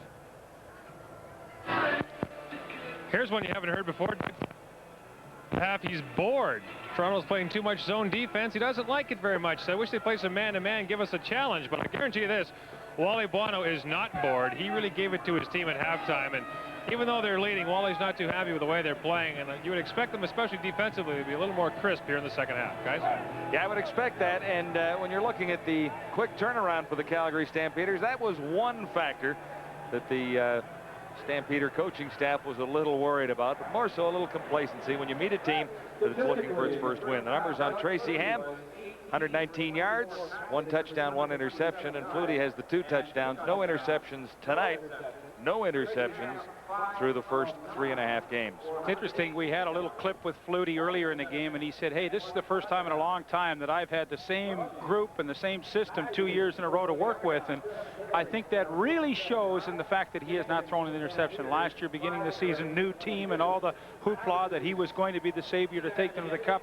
He forced a lot of balls early and had interception problems in the first half a dozen games in 1992. This year, completely different story, and someone we haven't talked much about tonight has to be their offensive coordinator and quarterback coach, John Huffnagel, who calls all the plays for Doug Flutie. And boy, you look at reasons why this is a successful offense, and right at the top of the list with Flutie is John Huffnagel. Yeah, Flutie loves the system, the way he plays it with John Huffnagel, calling from the sidelines. Flutie obviously has the ability to check off if something changes at the line of scrimmage, but Huffnagel and Flutie are a pretty good combination. Well, when John Huffnagel played, he had one of the great minds of all the quarterbacks that played this game and understanding and dissecting defenses. So why not use his ability to carry that over into his coaching days and do that through a Doug Flutie. An 8-point difference as we get the second half underway. Calgary leading Toronto 18-10. And this is Derek McAdoo in his first game for the Argos. Decent returns, took a pretty good hit from Kenton Leonard, number 30. And then he was pinned by Raymond Biggs, a newcomer, making his second appearance for the Calgary Stampeders, but his first start, he relieved for Matt Finley last week. Kind of surprising that play selection, 8-15 rush, 8 pass. And it goes against all the beliefs you've had about a running shoot offense, that all they do is throw. But Toronto's kept the game close in doing so. Pressure on Tracy Ham. He's down for the 3rd time tonight. That's Will Johnson, the first Stampeder through. And that's Will Johnson's 2nd sack of the season. And this is the problem with the run and shoot. If it's not there quickly and those offensive linemen can't hold the blocks, Tracy Ham's going to be in trouble. Will Johnson with his 2nd sack of the night, and Chris Green just could not handle him for that quick 3 count or 2 count, and Johnson was right there on Ham. A loss of 2 on the 3rd Argo sack of Tracy Ham. Not a sack, but Ham is caught quickly by Will Johnson again. We read it just about perfectly.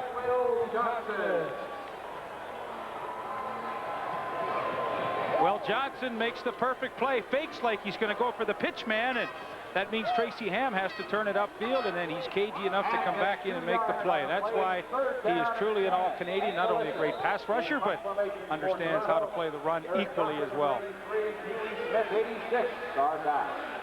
Doing a punt, here's Hank Alisic for the Argos. He's been booming them at McMahon Stadium. And this is Derek Crawford, chased back to his 15. Crawford gets 1 block and a decent return of 15 yards out to the 30 after a 57-yard boomer by Hank Alisic. Jeff Croonan leading the Argo tacklers. Well, do you think there's enough of a challenge for Doug Flutie in the second half here? Well, I know he doesn't like playing against a lot of zone defense because he has to be so patient, but he has been tonight. The production from his 2 inside receivers, 8 catches between them. And yeah, and almost even again in yards. First and 10, Stampeders beginning this drive at the 30. Flutie for Crawford. Caught almost immediately by Reggie Pleasant. And that's an extremely tough play for the cornerback. He's got a blocker shooting in on him just as he's going up to try and make the play. But Reggie Pleasant, that's the second time he's read that quick screen to the wide receiver very quickly and up and alert and making the play. When you hold that to a 3-yard gain, you've done a good job as a defense. Stampeders living a little more with the pass. Better than 2-1. Shotgun, Flutie on 2nd and 7. Tight coverage by Corus Irvin on Pee Wee Smith. Close coverage for number 24, Corus Irvin. The incompletion brings up 3rd down. Here's Corus Irvin. Watch how he backpedals and reads Flutie's eyes and then comes up, and he is all over Pee Wee Smith as he runs the hook and tries to make the catch, but Flutie getting nicely to the outside. Easy to see his receiver. Corus Irvin just made a great defensive play, and boy, they're going to need a lot of those tonight to keep themselves close in this game and in fact try and win. Martino's punt. Taken by Wally Zatilny. Markers are down. Zatilny has a little room, and he's caught by his bootstraps. After an 8-yard return, a 41-yard punt. Mark Pierce, a rookie in the Stampeder special team alignment, making the tackle. Stamps lead at 18-10. This is the CFL Live. When Michael McCarthy was the director of player personnel in Hamilton, he brought in running back Derek McAdoo, who enjoyed a couple of good years in the CFL. Looking for more help at running back, the now GM of the Argos went back to McAdoo, who's playing tonight.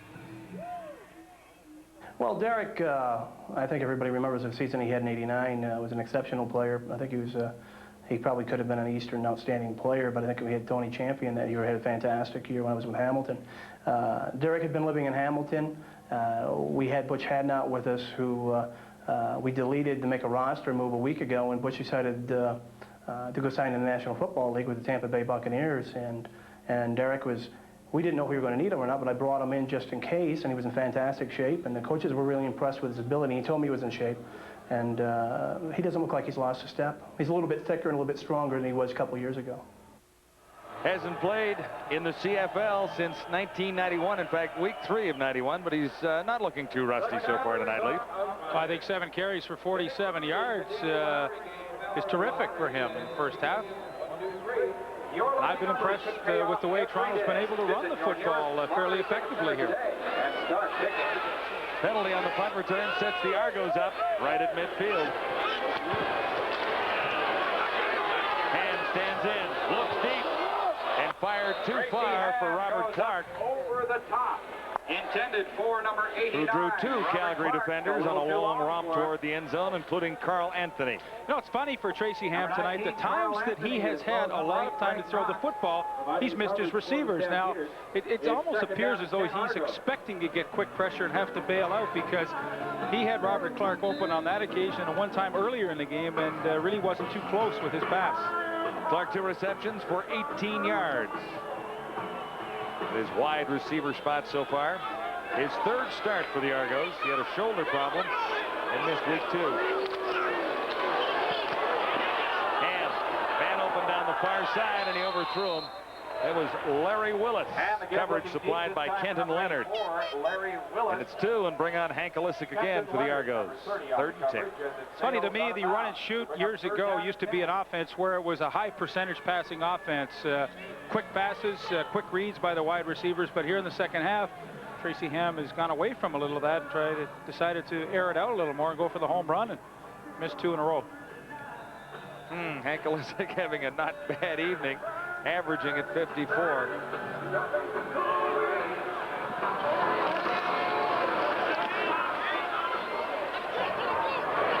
Another great kick by Alisic. It bounces into the end zone. Pee Wee Smith fields it there and gives up a single point. So Alisic continues to boom them. That is a 64-yard single for Hank Alisic. And it's a 7-point ball game at 18-11. Gord? Well, it looks like Dennis Meyer will be going to the bullpen as Mike Kerrigan warms up on the sidelines. Remember when Tracy Ham got hurt in the BC game at Skydome? Kerrigan came in and moved the offense neatly. So Dennis Meyer goes to the bench and tries to see if Mike Kerrigan gets things going while his team is still in the football game. Interesting, when people think about the run and shoot, often they think that the quarterback has to run the football, and you wouldn't look at a Mike Kerrigan with that kind of ability, but it's not really that at all. You run the ball with your running backs and have a quarterback who can read quickly. On the run, Flutie for Alan Pitts. He's near midfield and forced out at the 53. Andrew Thomas stops Pitts after an 18-yard gain.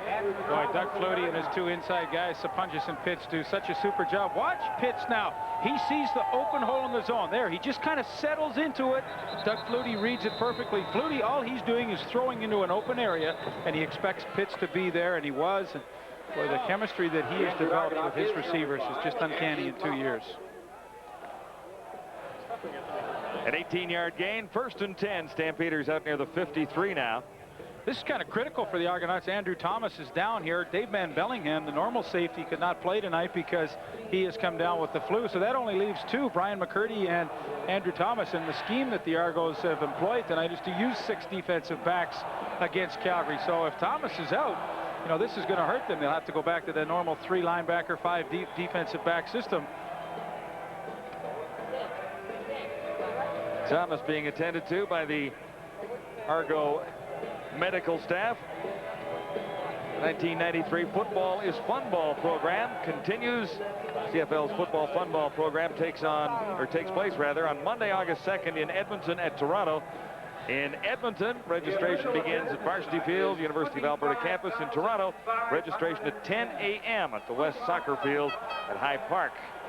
Open to people 18 years of age and over.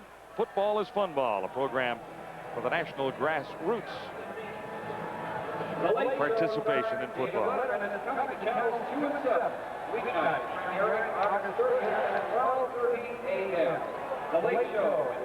Dennis Meyer has had an awful lot of injuries in his secondary so far this season. This week he's playing, or was planning to play, without Enos Jackson. And then, as Leif mentioned just before the game, Dave Van Bellingham was announced as a no-starter because of the flu that has been a problem in the Argo dressing room. So that means Brian McCurdy, number 16, who's number 3 on the depth chart at middle safety now, is in the middle in that Argonaut secondary. Yeah, he's a native of Windsor, playing in his first CFL season. And I think Flutie might know that. Keevan Jenkins across midfield to about the 53 of the Argos, a 4-yard gain. For the Stampeders, he makes a gain of almost 5 yards. Number 37. Brian McCurdy went to Northern Arizona.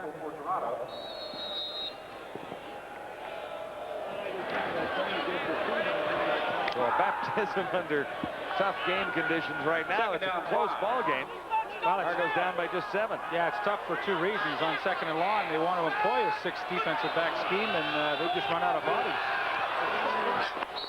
Pitts was the intended receiver, and Flutie was off the mark. Kevin Whitley, who's making his pro debut tonight. Toronto Argonauts coming with a little, sorry, John, coming with a little extra pressure. There's number 38 right in the middle of your screen. Now watch, let it run, and Keevan Jenkins, number 23, sees it, recognizes, meets him right in the hole, and boy, you sit at home on TV and you wonder, why does Doug Flutie always have so much time to throw? Well, that's exactly why. They do the little things properly. Keevan Jenkins, the whole package, can run, catch, and he picks up the blitz nicely. Are the deep men for Tony Martino across his 45 to get a high kick away. Pinball Clemens waiting for it at the 10. Penalty markers are down. Argos were within 5 yards.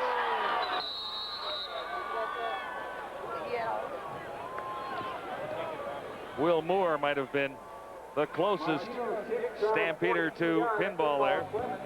A 10-yard return after a 42-yard punt. So the Argos will come up with decent field position as a result.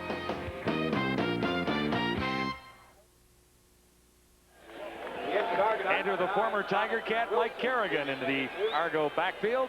22 of 41, 301 yards in brief appearances so far in 1993. 1 interception, 2 touchdowns. Well, Mike Kerrigan's a good guy for this system. You know, everybody remembers his glory days in Hamilton. A three-step passer, gets rid of the ball extremely fast. So in his brief playing time with the Argonauts this year, I think he's played very well. And well, now all you got to do is get Wally Zatilny in there too, because the last time these two played against the BC Lions, Zatilny had 6 catches for over 100 yards. The problems mount for the Toronto secondary is Jonathan Wilson is slow to get up and off the field, and they are running out of bodies. Yeah, they're out now because Andrew Thomas is already out of the game on the sidelines unless he can come back, but Wilson might be able to get back too. This is when Dennis Myers starts going up and back and forth along the bench, starting to ask the receivers, which one of you guys played defensive back in college a little bit? Get your back pedal ready.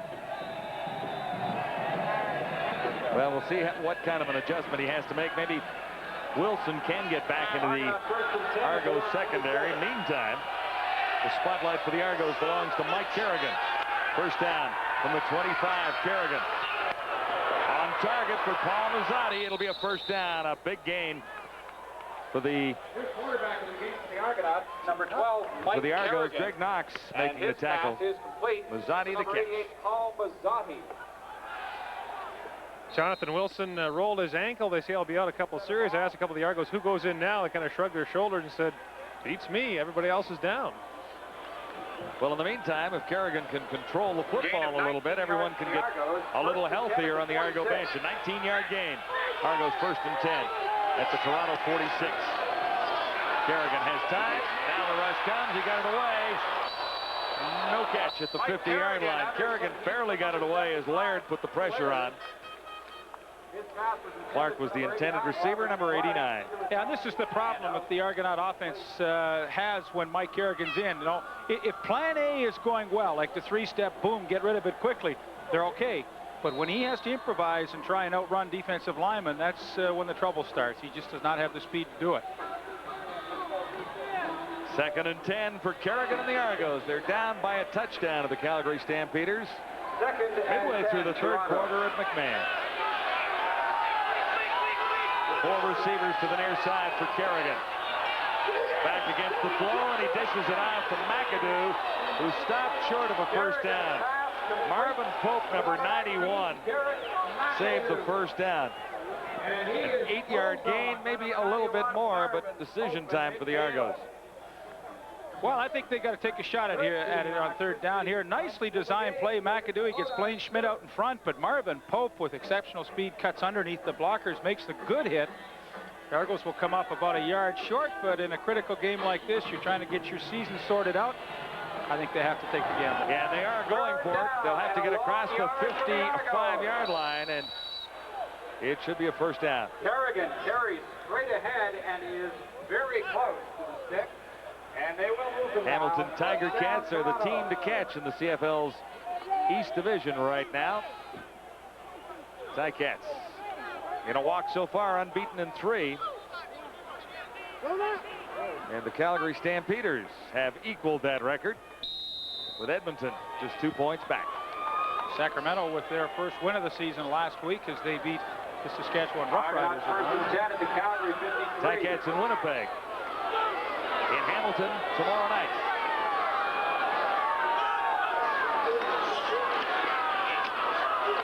Paul Mazzotti on first down has about 4 in front of Junior Thurman. Paul Mazzotti, but he is quickly corralled by Calgary's number 2, Junior Thurman. Boy, for the run and shoot to be effective, you got to get good blocks at the point of attack in your pass blocking. Chris Green right there, well, a little extra push in the face there. That's not too legal, but he didn't get called for it. But Chris Green is really under the gun. He's trying to fill some awfully large shoes, literally. The absence of Chris Schultz on that left side, and he did a nice job on one of the tougher defensive ends in the league, Will Johnson. Mazzotti's gain is marked at 5. Markers are down, and Kerrigan will likely be penalized for taking too long on 2nd and 5. Procedure call going against the Argos. Bit of a tough break there. This was a decent march. Gordon. Procedure. Offense number 61. Still second. Derek McAdoo has to check out for a couple of plays after getting kicked in the knee, so the pinball gets his chance to play now. And the Argos keep getting nicked like this, they're going to have to start recruiting from the stands. But don't forget, Gord, they travel tomorrow to Regina, too. They have to play Saturday night in Saskatchewan. So, you know, it's really imperative that they try and keep everybody healthy. On 2nd and 10, Kerrigan for the pinball. Trapped near the 50. Caught by Alondra Johnson. And the pinball comes up way short of a first down after making the catch. And this is why Calgary, again, is so tough. Their team speed. Here's Alondra Johnson coming all the way from the middle out to chase a very quick Mike Clements. He's there as the ball arrives, and boy, defense does not get any better than that. But Calgary's team speed, just astounding. Simply nowhere to go for Mike Clemens, and look at the numbers for Olisic. 56.8. Last punt went for a single. This one taken at the 5 by Pee Wee Smith. Good coverage by Argos special teams. 45-yard punts, 13-yard return. 5:41 to go, third quarter. It's Calgary by a touchdown. The $64,000 question in the CFL is, how do you stop Calgary's $1 million quarterback, Doug Flutie? Many have tried and many have failed, but one guy who's seen him a lot is Argo linebacker Don Moan. Yeah, well, the key is no, you don't have to be a rocket scientist to figure out that you have to somehow get to Doug Flutie, and to get to Doug Flutie is not necessarily to be hitting him. We got to give him some different looks. We got to give him put some doubt into his mind as to whether we're playing man, whether we're playing zone, whether we're coming, whether we're dropping, what we're doing. So we're going to do our very best to put some doubt into his mind, and the second thing you have to do is you have to stop the receivers. They got probably they do have the best set of receivers in the league, and so we're just going to have to play from a secondary perspective with a great deal of confidence in our abilities, because as soon as you start playing not to lose as opposed to playing to win, that's where you get into trouble. So we're just going to go out and we're going to play the defensive football that I think we're capable of playing, and we'll see where the chips lay when it's said and done. Don Moan grew up just down the road from Calgary in Swift Current, Saskatchewan. Yeah, he has played 194 games in a row, and that is a very, very impressive statistic, and obviously a very impressive career for him. The 8th longest streak in CFL history as it stands right now. 1st and 10. Andrew Thomas is back in the Argo secondary. Stampeders from the 17. Too far for Derek Crawford. Looking for number 83, Derek Crawford. Over his head, incomplete. And Doug Flutie would like to have that one over again. The Argos made a mistake in coverage. Crawford was open, and he just couldn't hit him.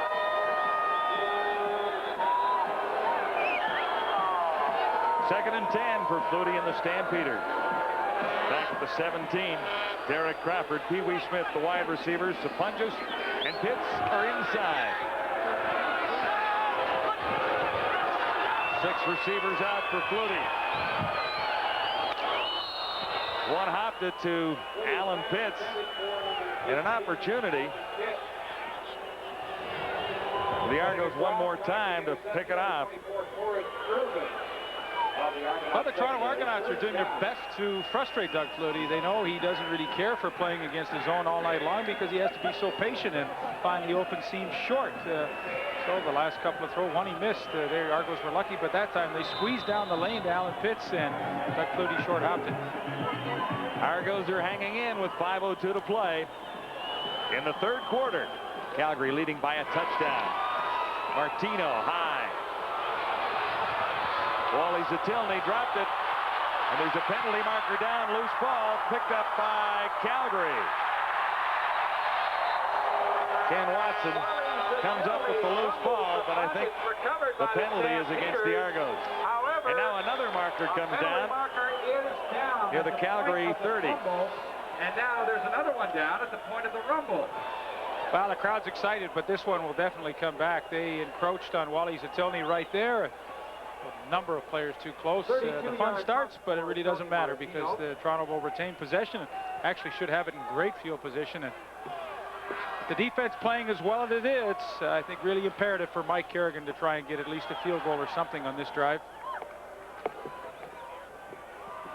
Jake Ireland is in charge of proceedings in an 18-11 ball game with the Stampeders in front of the Argos. No yards. Kicking team, number 38. Major foul. Face mask. Receiving team, number 30. First down. And that first down will be just inside the Calgary 50-yard line at the 49. Mazzati to the near side. Robert Clark, wide receiver, far side of the field. Here's Kerrigan. Down the far sideline, looking for Clark. Or for Lewis, Kip Lewis, number 83. For number 83, Kip Lewis, but it's just out of Kent Leonard plays a very physical inside safety. You see Lewis complaining about the bumping going on, but Leonard's been called once for it tonight, but that time they don't, the referees obviously didn't figure he bumped him enough. But for Mike Kerrigan, hey, the defense has played a whale of a game. Calgary's only scored 18 points. They average 42 a game, and well, I think the offense really has to take a cue from their defense and turn it up a notch here and try and get them back into this one.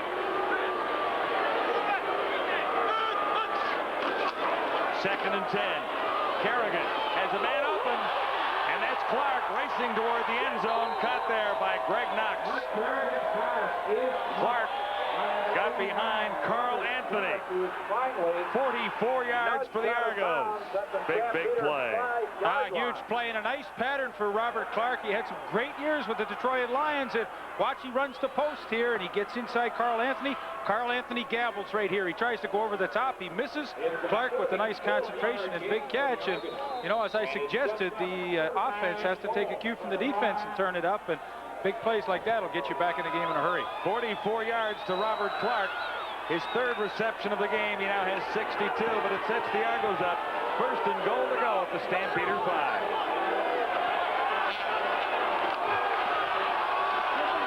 Kerrigan rolling and looking.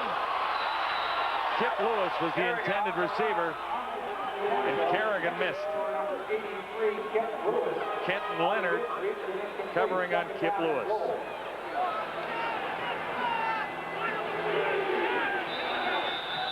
Kerrigan really wanted to hit Lewis quickly in the flat, but Kenton Leonard hanging on there, a little bit of a tug on the jersey. He's lucky he didn't get called on that one. Argos second and goal at the Stampeder 5. Kerrigan looks to the near side. Thurman covering on Mazzati. And that was a bit of a struggle down there as well. Well, Mazzati working against Junior Thurman, one of the best cover guys as corners in the league. All-Canadian 2 years in a row, and Junior Thurman doesn't lose too many battles, and that was the case on this one, too. So the Argos get the big play down to the 5, but on 2 consecutive plays cannot get it into the end zone. And the good news is they have an opportunity for 3 and tighten this game down a touch, but you know Mike Kerrigan wanted to get the touchdown after that big catch by Robert Clark. Lance Chomick working on a perfect evening. Looks to go 2 for 2, and he does. As the Argos cut the margin to 4 points, 18-14. Calgary leading Toronto.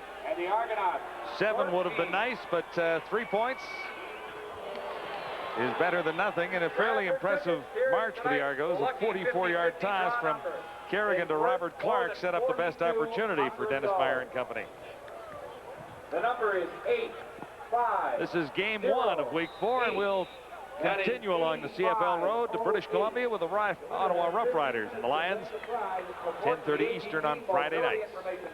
The BC Lions sitting at 2-2, and Ottawa Rough Riders, boy, for them, if games were 58 minutes long, they'd be undefeated. A couple of tough losses for Rob Smeltzer and company. Here's Sapunjas having a first down on the toss from Flutie. Brian Hilk making the stop for the Argos. It's funny how this game has gone. I mean, Calgary, you know, coming in obviously a huge favorite, and they just have not been able to shake the Toronto Argonauts tonight. The defense has played well, and Wally Buono and Tom Higgins, the offensive line coach, trying to maybe sort out a better plan for Calgary in the second half to try and get a little better than a 4-point lead. 12-yard gain for Sapunjas. Another first down for the Stampeders. Pitts was the intended receiver over the middle, and he was surrounded by Argos. Flutie was slightly off the mark. 2:05 remaining third quarter. It's a 4-point game. Pitts has had some success tonight with that in across the middle. That time couldn't squeeze it in as Brian McCurdy was bearing down from that free safety spot on him. Second down and 10, Stampeders. Pee-wee Smith to the near side. Derek Crawford, far side of the field with 2 other receivers. 6 receivers in. For Flutie, who stands in and looks over the middle. Pitts makes the catch this time, and that'll be a Calgary first down. Ken Benson, the stop on Alan Pitts. This is the offense where 3 receivers left, 3 receivers right, a lot of people to cover. Alan Pitts just finds the soft spot. I mean, I think this is his forte. You know, good at man-to-man getting open, but he is tremendously adept at finding that open hole and just slowly sitting into it and being a good target for Flutie to find. 14 yards for Pitts, 1st and 10, Stampeders. Now at the Toronto 49. Draw to Keevan Jenkins. He has been very effective. Another first down. Brian McCurdy had to come over to make the stop. 15 for Keevan. And the Stampeder drive continues. Good call. Pass, and then go with the draw. 59, Rocco Romano with a great block at the point of attack on Harold Hallman. And as a back, all you could ask for is a decent hole at the point of attack. Keevan Jenkins got it. And the Calgary Stampeders once again are putting a nice march together. Now at the 35. First down, Flutie. Underthrew his intended receiver. That's Will Moore, number 82. Will Moore comes up short. Second down and 10. Good or great, Doug Flutie would be the difference in this one tonight. Flutie has been good. Not quite great by Flutie standards. Well, the numbers have been good for Flutie, but the point production hasn't really gone along with it. I think he's kind of in between good and great right now, but... Well, we got a quarter of football to go, so we'll determine that before it's over. 281 yards thus far for Mr. Flutie. This is 2nd and 10 facing him now. Markers are down as Flutie has Alan Pitts.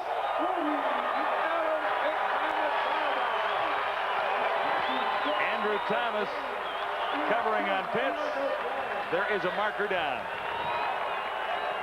Offside. Defense number 99. Boy, you've seen Alan Pitts beat you in the zone. Here's a good look at how he beat you with man-to-man. He had Andrew Thomas to the inside, turned him around, broke it to the corner, and just as he made his break, the ball was on target. Well, they are pretty to watch. When Flutie and Sapungis and Pitts are on target together, that is CFL football at its best. Penalty is against the Argos, so the 25-yard gain will stand. 6 receptions for Pitts, 117 yards. 1st and goal to go. Stampeders at the 8. Flutie intended that for Alan Pitts and led him just a little too far. Once again, the key, though, for Calgary as we close out this third quarter is the time that Doug Flutie gets to throw. I mean, I haven't seen anybody with a hand in his face the entire night. When he gets that kind of time, he'll have a good one. He'll continue his drive when we return for the 4th quarter on the CFL Live from McMahon. The 4th quarter opens. Second down and 12. Ready for the 4th quarter at McMahon in Calgary. Stampeders, 2nd and goal to go at the Argo 8. 4 receivers to the near side. Flutie looks this way. It's knocked down. Pee-wee Smith was the intended receiver, and Flutie misses on an opportunity. Boy, not many times do you see a team run 4 receivers to the short side of the field, but Calgary tried to create some confusion for Toronto, but Reggie Pleasant was not confused. He came in and gets the hand up on Pee-wee Smith, and that is an outstanding defensive play. And the Argonauts, who defensively for the most part tonight, I think have had a great game, and they tighten and stiffen it down when Calgary's in scoring territory, and I think it's a pretty good goal line stand. Mark McLaughlin restores a 7-point lead for the Stampeders at 21-14. But the Argos are hanging tough at McMahon, looking for their first win of the year. Well, the Stampeders look to make it 4 straights. Argos have really had to do a lot with smoke and mirrors here tonight. We told you earlier that Dave Van Bellingham was unable to start at safety, so Andrew Thomas has had to come in. Then there have been injuries in the secondary. There are the numbers through 3 quarters. The Argos narrowing in on that time of possession lead. Well, I think Toronto's done a good job. Sure, they've given up a lot of yardage, but I think you have to expect that, obviously, against Calgary. But the deal is they've only given up 21 points. And, well, I think if you asked Dennis Meyer before the game, starting the 4th quarter, if you were just trailing by 7, would you be happy? I think he would have said yes. On first down at the 35. Inside handoff. And all you can do from your team is ask your team to put you in a position to win in the 4th quarter, and that's what the Argonauts have done for themselves. As we begin 13 minutes remaining, trail by 7. Hey, they've still got a great chance to win this game and get their first win of the season. Hudson was the ball carrier. Zizakovic is the injured Stampeder, number 96, Zreko Zizakovic.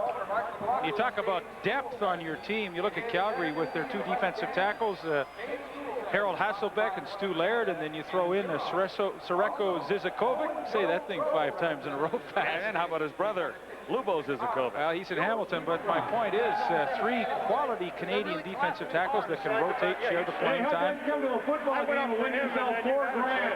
Tonight's lucky 50-50 winning ticket number 85. What kind of success has Wally Buono had as the head coach of the Calgary Stampeders? Well, pretty darn good. His record coming into this game, 38-18-1. Of course, the Grey Cup last year, coach of the year last year, 66.7% is his coaching record through regular season games, and he's moving in his 4th year.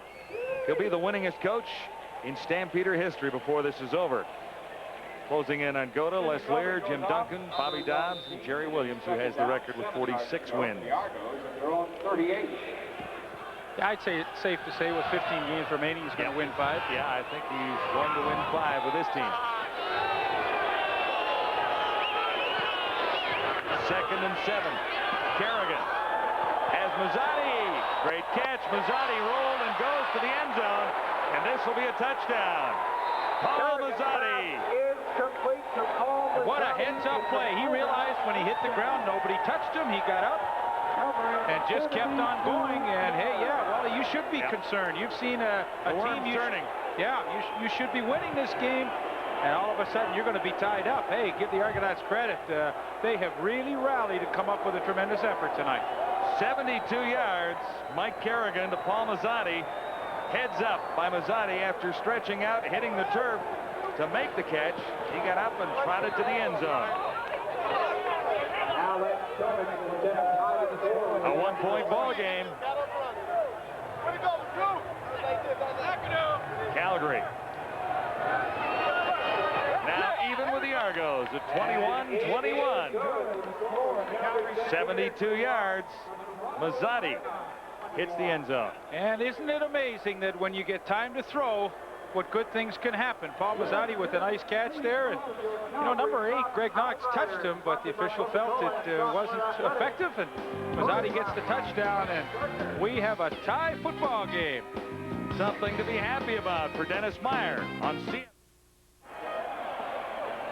Let's go back and have one more look at Mazzotti's catch. Let it go. Now, you be the judge at home. He catches it. He's down. Does Knox touch him right there? Number 83, I think he did. And number 23, Kevan. Anyway, if you're a Toronto fan, you say, he never touched him. That touchdown's good. Well, I think he touched him.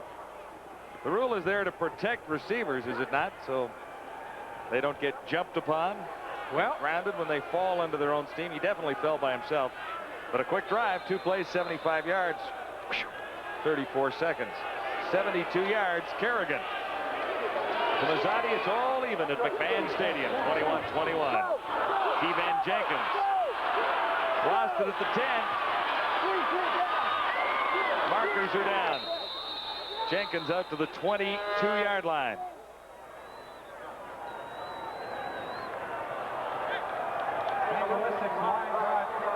.13:05 to play in the 4th quarter, so this should be a great finish. Illegal block. Return team number 36. First down. You know, you go back in the game and you look at a few plays and how did they determine the outcome. And I really think that catch by Robert Clark that got Toronto down to about the 8-yard line was probably the biggest play they've had tonight. They only got a field goal out of it, but you know, the defense have been playing really well, slowly shutting Calgary down, and then that big play, just the catch by Clark, seemed to lift the entire team, and now they've got Calgary back in a deep hole and a great chance for the defense to do some damage to Calgary and get the ball back quickly. 1st and 10. Stampeders begin at the 10-yard line. Flutie for Jenkins. Don Mullen was there to fill the hole, and there was nowhere to go. No gain on the play.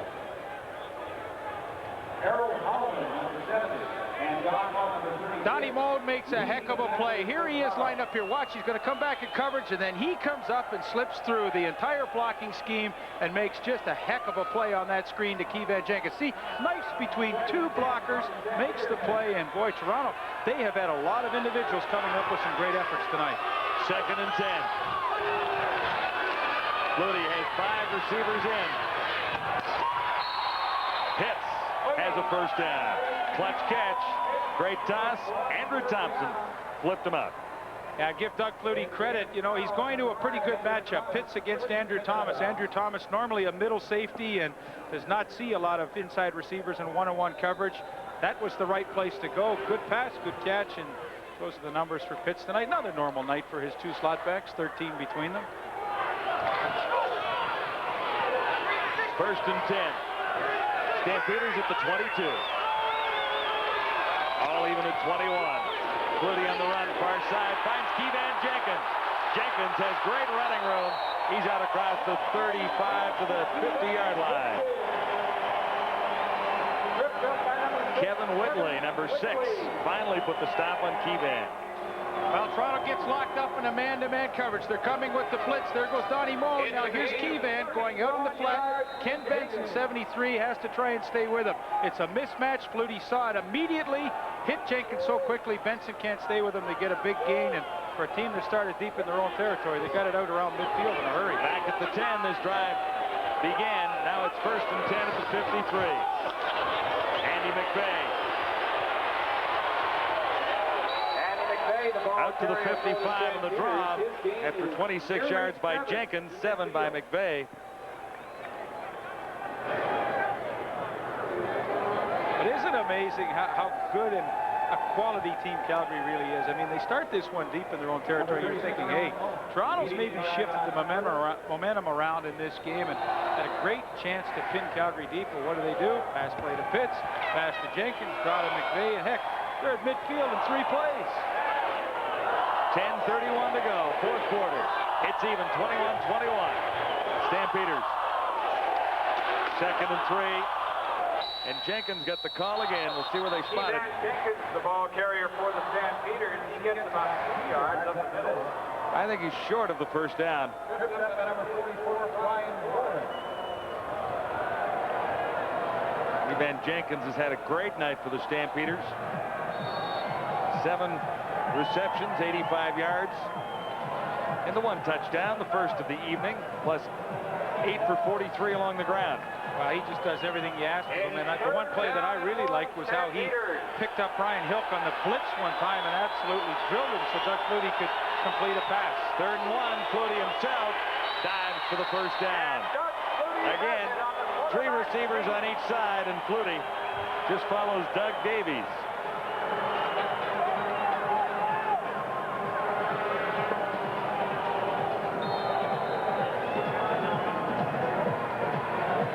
.24 to go.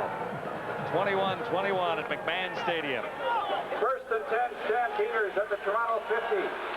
Calgary now at the Argo 50. This drive began at the Calgary 10. Wide open. Pitts couldn't bring it down. Reggie Pleasant's closed quickly, but Pitts could have had the catch. Off of the Argos, number 2, Reggie Pleasant. Doug Flutie's fault here. The little play action freezes everybody, and here's Pitts. Watch him slow it down. He's in the open hole. Don't run through it, so he chokes the motor down. He's in the right spot. Doug Flutie just overthrew him.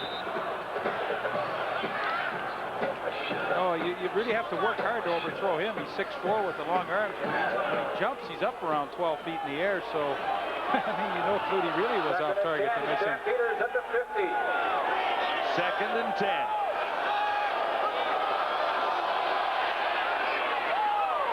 Pitts makes the catch this time for the first down. What a great clutch receiver, Alan Pitts, in front of Kevin Whitley. It'll really be interesting to see when this drive is over how much time the Calgary Stampeders have taken off the clock. It's 8:39. I think they started at around the 13.5-minute mark, and they are just methodically moving it down the field, not making any errors. 16 yards in that reception to Pitts. He is over 100 yards receiving for the 20th time, and that is a new Stampeder team record. Previous mark held by Herm Harrison. First down, Flutie. Hits again. Down to the 20. Wally Buono called him a surgeon. Speaking of Doug Flutie. Watch again, Pitts sees the zone defense, and hey, sits in the hole. Look at that. Perfect. Flutie recognized it quickly. You know, one of the goals for Alan Pitts this year is to try and have his 3rd consecutive 100-yard reception year. That would be a CFL record. Nobody else has ever done that. 1,000 yards, right? No, I'm talking about receptions. He had 103 catches, 118 catches, and if he goes over 100 again, 100 catches, I got you. New CFL record. Flutie off target, intending that for David Sapunjas. Mike Campbell was in Flutie's face that time. Yeah, one of the few times that anybody has been near Doug Flutie tonight, and we really haven't talked about his offensive line a great deal, but when you look at Kenny Moore and Bruce Covington, Rocco Romano, Todd Storm, and the center Doug Davies, this group has just done a tremendous job keeping people away from their quarterback. And I don't think they don't know where their meal ticket is. Yeah, absolutely correcto. Yeah, he's my playoff money. I'm going to protect him. 21-21, 7:22 to go. 4 receivers to the far side. Flutie on 2nd and 10, steps up, touchdown ties. Alan Pitts in front of Andrew Thomas. From the 10-yard line, all the way to the end zone. Flutie to Pitts, a 20-yard toss.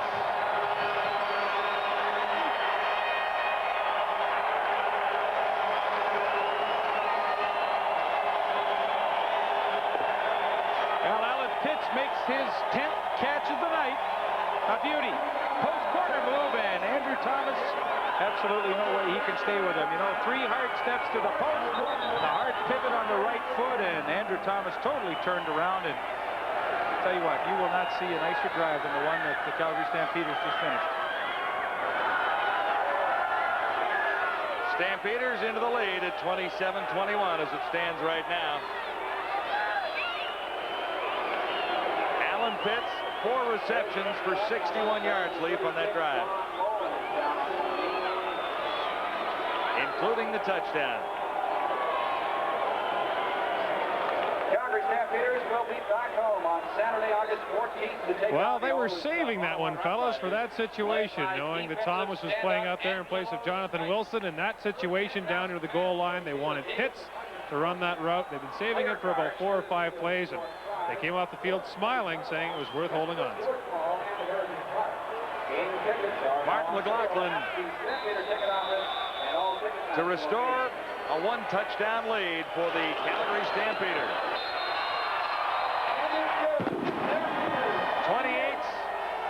28-21. Calgary leading the Argos with 6:54 to go in the 4th quarter. Doug Flutie, a master.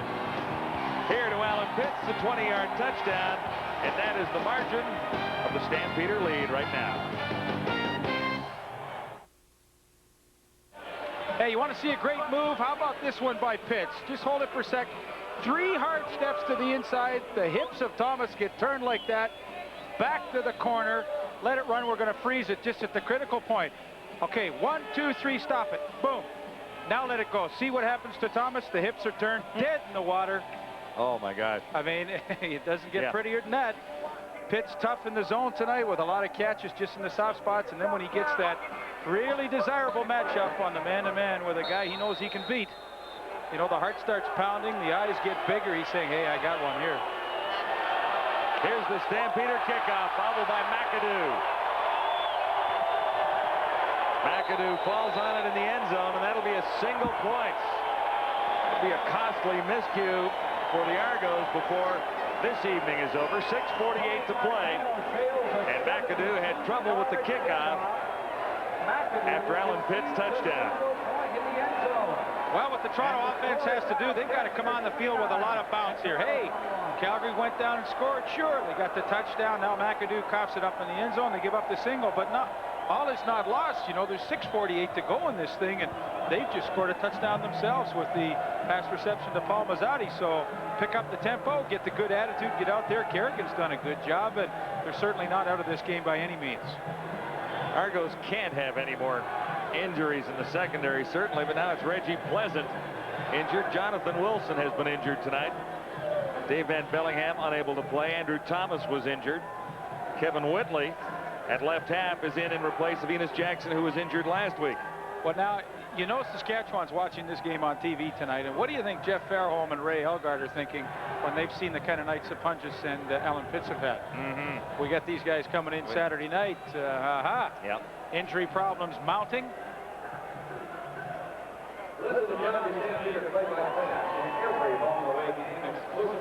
After that single by Tony Martino, I was talking to him earlier today about what he does for this team. I said, you hardly ever punt. You punt fewer times than any other kicker in the league. He says, well, at least I got to kick off. He says, otherwise I'd never break a sweat during the game. He says, this is a great team to play for. Just kick off a bunch. Tonight's game in tomorrow's Calgary. Not many field goal tries or not very punting situations for Martino, but not many field goal tries for Mark McLaughlin either, because Flutie hits the end zone so frequently. 6-12 to travel 100 yards in 11 plays. Flutie to Alan Pitts, and that's the latest score. Calgary in front, 29-21. Robert Clark makes the catch from Mike Kerrigan. Carl Anthony in on the tackle. Let's see where they spot the ball. He's a couple short. Hang on now. Moved it ahead a bit. It'll be a gain of very close to 10.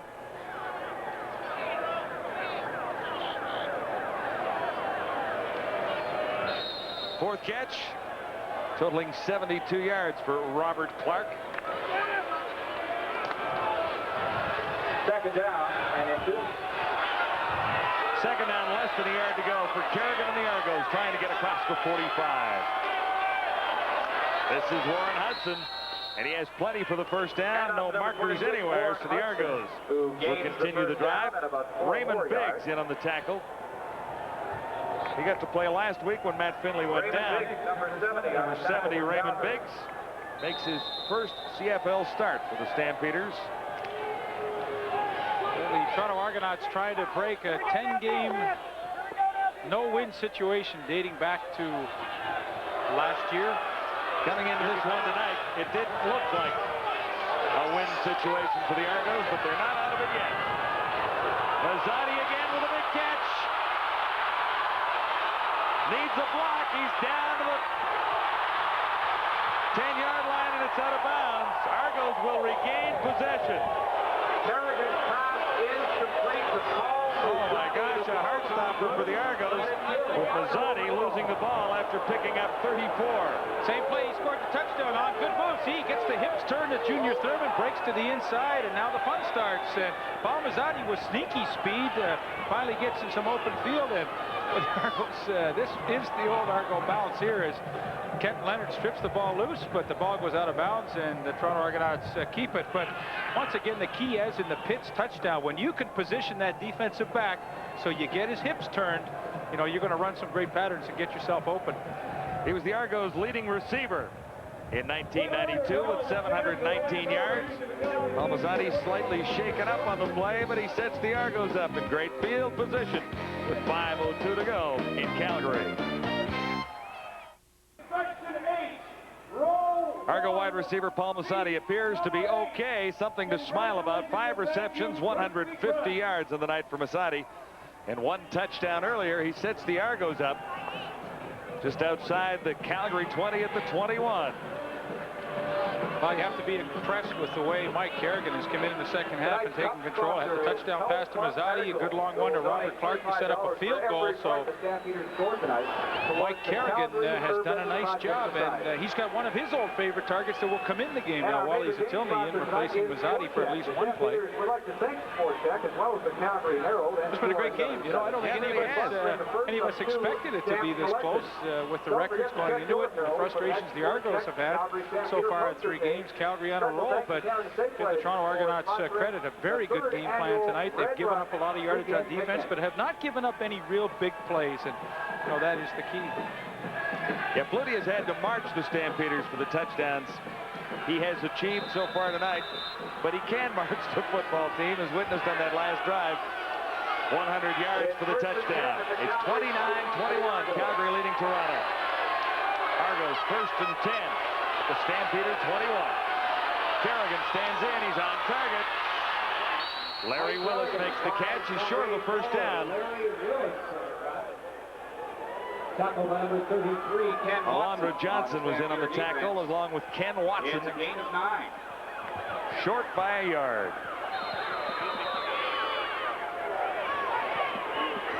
.426 to play, 4th quarter. Second down and 1. Clark to the near side. That'll be good for the first down on 2nd and 1. Mike Kerrigan has done a pretty good job since relieving Tracy Ham. 8 of 12, 200 yards in the touchdown. In the 3rd quarter, Mazzati in on the touchdown and 4 other receptions. He's on the sidelines. That's Paul Mazzati right now with Wally Zatilny in his place. 1st and 10 Argos at the Stampeder 10.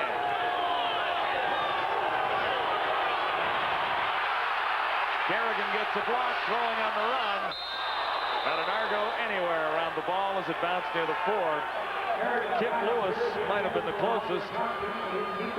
And Mike Kerrigan did that on purpose. He was looking for an open spot just to ground that football, avoid the sack, avoid any interceptions. Initially, he was looking for Robert Clark, but as you can see, solid coverage by Carl Anthony there.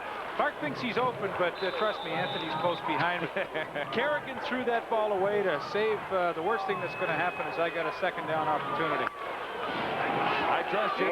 Mazzati back in for the Argos. 2nd and goal to go. Toronto at the Calgary 10.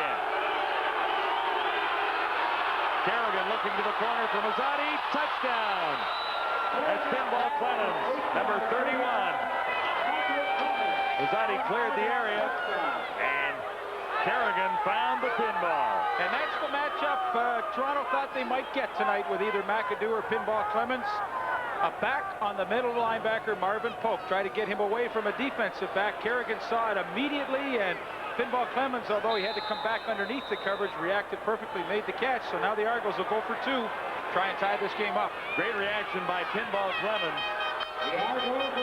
The Argos within 2. A 2-point conversion attempt.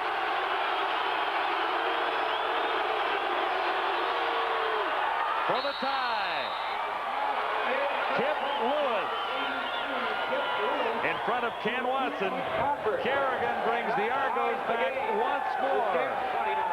And the Argos 29. First catch of the night for Kip Lewis. Good for 2 points. Mike Kerrigan moves the Argos effectively. This for the tie. Kerrigan to Lewis, and it's 29-29 at McMahon. This is a specific formation to try and isolate Mike Clemens on a linebacker. Watch, they bring Lewis across.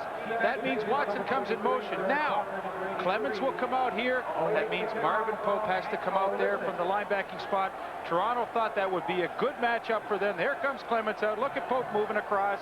And now, here's Clemens, here's Pope. You're going to run up here. Mike will come back and make the catch, adjusting to the football. But don't think Mike Kerrigan didn't expect that, was looking for it. And as soon as he dropped back and planted in the pocket, he was looking for Clemens all the way. That's a great touchdown. You know, it's nice when you're an offense and you put a scheme in and you expect to get a coverage and you get it. Well, you're thinking, whoa, this is our chance to hit the home run. Much like Alan Pitts on Andrew Thomas on the last series for Calgary. Mike Kerrigan has done a fine job, including engineering this touchdown drive. 7 plays, 75 yards. The 10-yard reception by Mike Clemens, plus the 2-point conversion by Lewis to get us all even at 29. This is Keevan Jenkins on the return for the Stampeders. Superb run by Jenkins. He's out across the 40 near the 44, stopped by Costello and Hill. So this time, Flutie has very good field position. And the biggest test of the night for the Toronto defense, who for the most part, I think have played a terrific game tonight. Calgary averages 42 points on a normal game tonight, only 29 with just 2:45 remaining. So this is their test. They've done a good job, but it's not over yet. Great night for Alan Pitts and for Doug Flutie. From the shotgun on first down. Flutie over the middle. Pitts can't make the catch. It's intercepted. Benson coming up with a deflected ball. Thomas got a hand on it. And Benson for the Argos has the interception. That's the first interception given up by Doug Flutie in 1993. And a good throw by Flutie, just tipped by Pitts to Thomas to Ken Benson. And the Toronto Argonauts get the big turnover here late in the game with the team's tied at 29. The old tip drill, and trust me, they worked on this in practice, and it pays off for Toronto. 29-29 with 2:38 to play. Argos have their first turnover. Mike Clemens gets the call. Close to 5 yards. John, you mentioned tip drill. We were talking to Doug Flutie yesterday about the fact he hadn't thrown an interception yet. He says, listen, they're inevitable. Sooner or later, a ball is going to hit a shoulder pad or get tipped. I'm not worried about it, but in this situation, his first of the year on a bad bounce really hurts Calgary. They spotted a gain of 3, Gord. It is 2nd and 7 facing the Argos right now. 2:19 to go. All even at 29. Clemens, far side, Masati. What a great catch. He is having some kind of night, particularly the second half. And the Toronto receivers really have made some big plays tonight, and none bigger than this. He slips, but he watched the stretch here. The concentration to bring it in, tuck it before you hit the ground. Well, he has put on a clinic. 6 for 164, including 1 touchdown, and then his big catch of 34 yards set up the tying touchdown. Well, you're seeing some awesome receptions by receivers on both sides in this game. 14 yards there. It is 1st and 10. Argos at the 43. This is Warren Hudson, met by Harold Hasselback, number 95.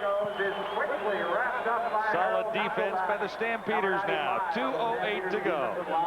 Well, the Stampeders make some adjustments. They go to their nickel defense. Gerald Vaughn will come in. Sireko Zizakovic comes in for a little pass rushing help, and they will use 6 defensive backs to try and shut Toronto down. Toronto needs about 10 more yards to get Lance Chomick in reasonable range to try and kick a game-winning field goal. 2nd and 8. Kerrigan. Big rush is on Kerrigan. He's got his man. And this will be a touchdown for Kip Lewis. Penalty marker down. I think Will Johnson jumped outside, and I think this touchdown will stand. Watch the reaction to Dennis Meyer. Absolutely. Touchdown, folks. The Argos have the lead. So Kip Lewis with only 2 catches tonight. One was the 2-point convert. Now this one spectacular, and Kerrigan throws behind the receiver, but what body control in the air by Lewis to turn around, make the catch, and no Stampeder in sight. And oh boy, you talk about a season turning around play. Maybe this is the one for the Argos to get them over the hump. 41 yards. Kip Lewis has the touchdown. The Argos have the lead. And it's by a touchdown now as Chomick adds 1 more to the Toronto total with 1:42 to go. Guys, I've seen Wally Buono a little intense before, but I've never seen him as angry as he's been in the last 5 minutes at his defense. Continual tongue lashings. There's another one coming, and Wally is hot. This guy can hardly believe his good fortune. I don't think the Argos really believed they had a solid chance of a victory here tonight. And they haven't got it locked up yet. No, but it's a gutsy performance, Leaf. Who would you rather have at quarterback with 1 minute and 42 remaining and trying to get a touchdown to tie the game up? It might be Flutie. Yeah, it might be Flutie. Argos will try and set up a special teams coverage unit here. Kerrigan, 13 of 18, 279 yards, 3 touchdowns. The Argos have the lead by a touchdown at 36-29. 1:42 to go. This is Derek Crawford, and the Stampeders will begin outside the 40 near the 43.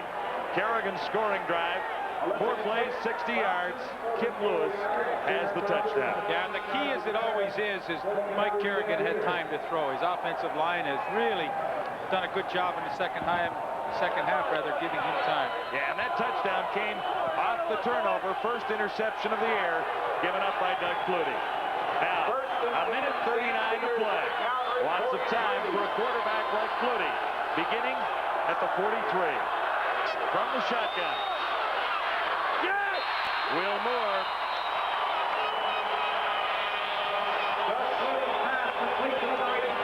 A minute 35 to go. Flutie's turning this into a short field in a hurry. And there's a fine line for Toronto whether to be aggressive or sit back and keep everything in front of you. I think they have to find the happy medium. 14 yards to gain. First and 10 at the 53. That might have been tipped, but Kevan Jenkins has another Stampeder first down.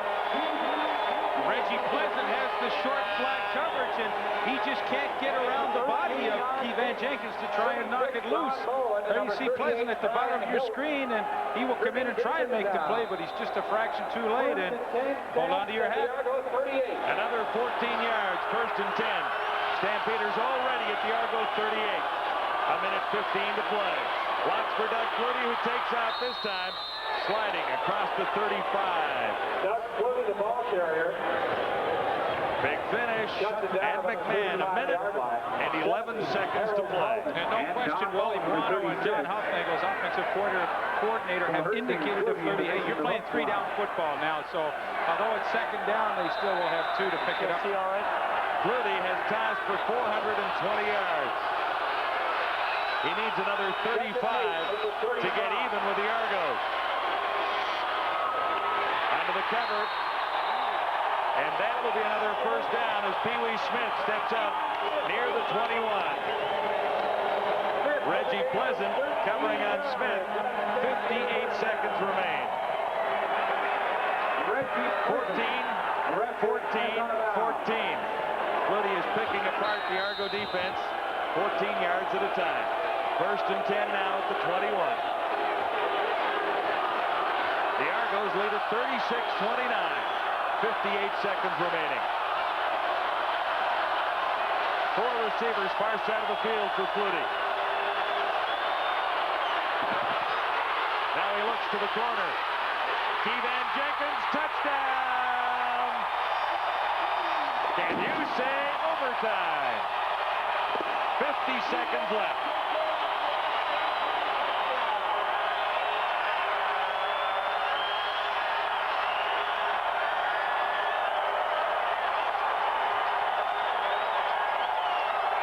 He made it look easy. Did he ever? Coverage breakdown here. Flutie breaks containment, and he picks out Kevan Jenkins all alone and makes the catch in front of Horace Urban and into the end zone. And yes, tie game. 50 seconds remaining. A 21-yard touchdown toss. Finished off a great drive by Doug Flutie. He had 1 minute 42 when he began for the Stampeders. 50 seconds remain in the football game. 21-yard touchdown reception for Kevan Jenkins. That's his second of the night. That's a new way to celebrate. Slam yourself. Dennis spotted something down there he didn't like a whole bunch. Well, he used to be the defensive coordinator before he became the head coach, so he understands as well as anybody that there was a breakdown to let Jenkins stay so wide open. But hey, listen, 50 seconds remaining, and if I know Mike Kerrigan, he's thinking, look, give me a good kickoff return so I can get some reasonable field position, and I got a lot of time to still try and win this game in regulation time. 36-36. 72 points on the board. Lots in the fourth quarter as McAdoo has the Argos out at the 25. 43 seconds to play, and it took 52 seconds for Flutie to find the end zone and Keevan Jenkins to even this thing up. And you know what, the way the time goes so slowly in the last minute of these CFL games that if Mike Kerrigan doesn't pick up a first down, Calgary may very well have an opportunity themselves to get it back with enough time to win it.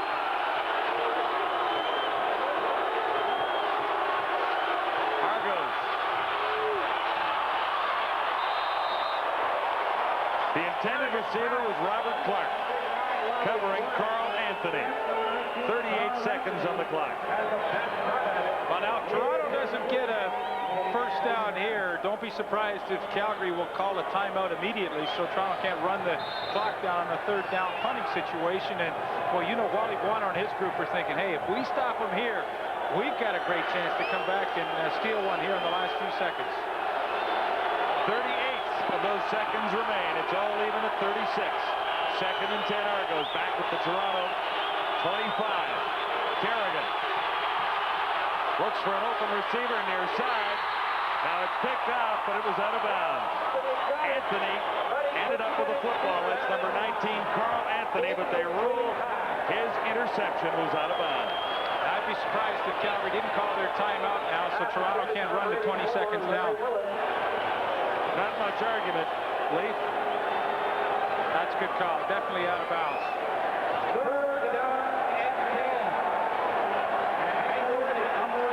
So with 31 seconds to go, Hank Olisic has to kick it away.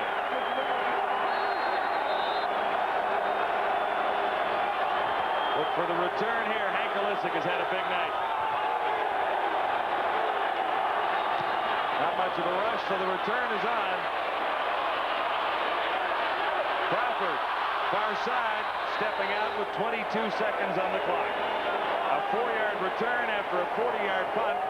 Not one of Olisic's deepest. So there is time for number 20, Doug Flutie. Yeah, I don't think the hearts of all the Toronto Argonaut players are not in their throats right now, because 22 seconds from close to midfield is a heck of a lot of time for Flutie to complete a couple of passes and give Mark McLaughlin an opportunity to win it. Yeah, now is Flutie having a great night, 469 yards. Yeah, he's having a great night. 4 receivers to the near side, 22 seconds to go. That one is batted down, and Flutie has upset it himself. Brian Warren got a mid on it. Key defensive play for the Argonauts. If you can't get pressure on the quarterback, do the next best thing. Get your hand up, and let's see if we can see who it was. 77, Rodney Harding. Brian Warren was in the area, but you talk about key defensive plays. Was that ever a huge one for Harding? Because it takes time off the clock.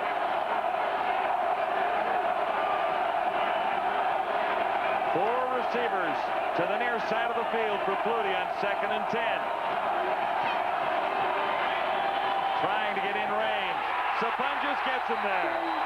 David Sapunjas, 13 seconds on the clock. Absolutely incredible. Cue Mark McLaughlin for the game-winning field goal. Stage Sapunjas working across the field, and number 38, Brian Hill, the middle linebacker, gambles. He comes underneath, and Sapunjas with tremendous concentration. He knew he was going to take the hit from Irvin as well, but he hangs on and makes the superb catch, and Calgary definitely will have a shot now to win this thing in regulation time. Stampeders taking a timeout to try and sort out how they want to work this last 13 seconds. But what a great finish, Lee. We're even right now. Mark McLaughlin will get the call. Coming into the game, he was good on 78% of his field goals. the longest from 42 yards away. It's just uncanny how quickly Flutie recognizes mismatches. You know, Sapunjas on the middle linebacker is a total advantage to Calgary, and Flutie saw it and hit him.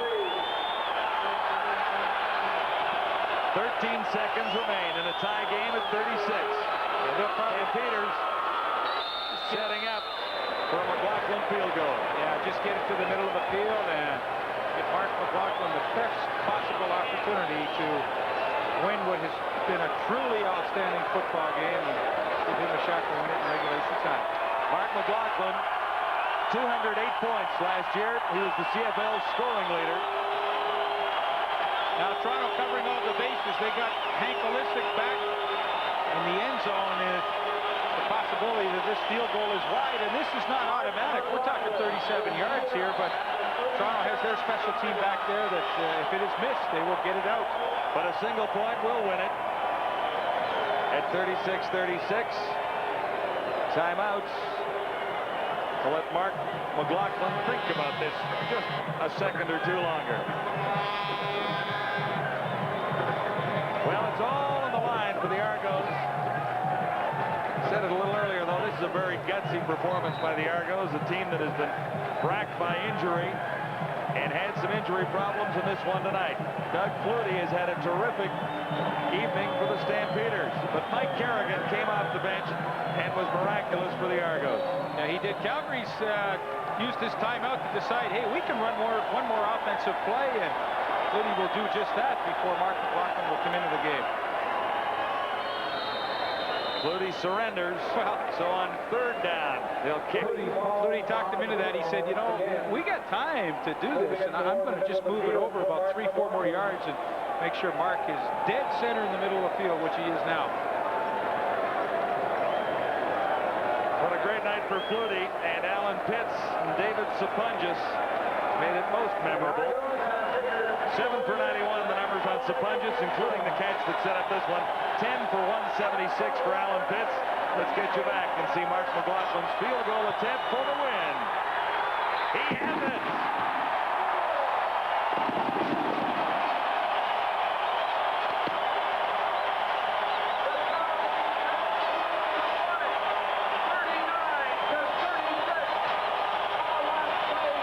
No time on the clock.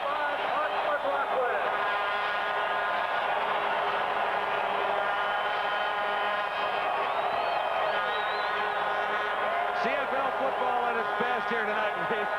That was a thrilling ball game. It really was, and you have to give the Toronto Argonauts full marks for their gutsy performance. Sure, they gave up 39 points on defense, but Flutie had a great night with over 400 yards in passing, but I thought they hung in there terrifically, and Mike Kerrigan, what a terrific night he had. But in the end, hey, the magic of Doug Flutie prevails, and as it has, two-time MVP, and he came through in the final few seconds.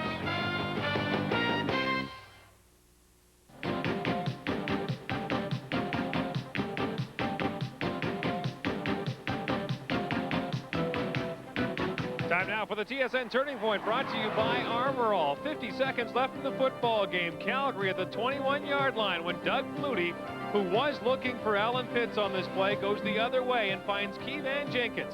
Jenkins makes his second touchdown catch of the game. He had 9 grabs in all. This one tied it up and set the stage for Mark McLaughlin's game-winning field goal. And that is tonight's TSN Turning Point. A cash donation will be made to the Coaching Association of Canada for the training and development of Canadian coaches in amateur sport. On behalf of TSN and Armor All, Armor All beautifies and protects your tires. Just spray and walk away. Calgary Stampeders win it by a final score of 39-36. We're back with more from Calgary in just a moment.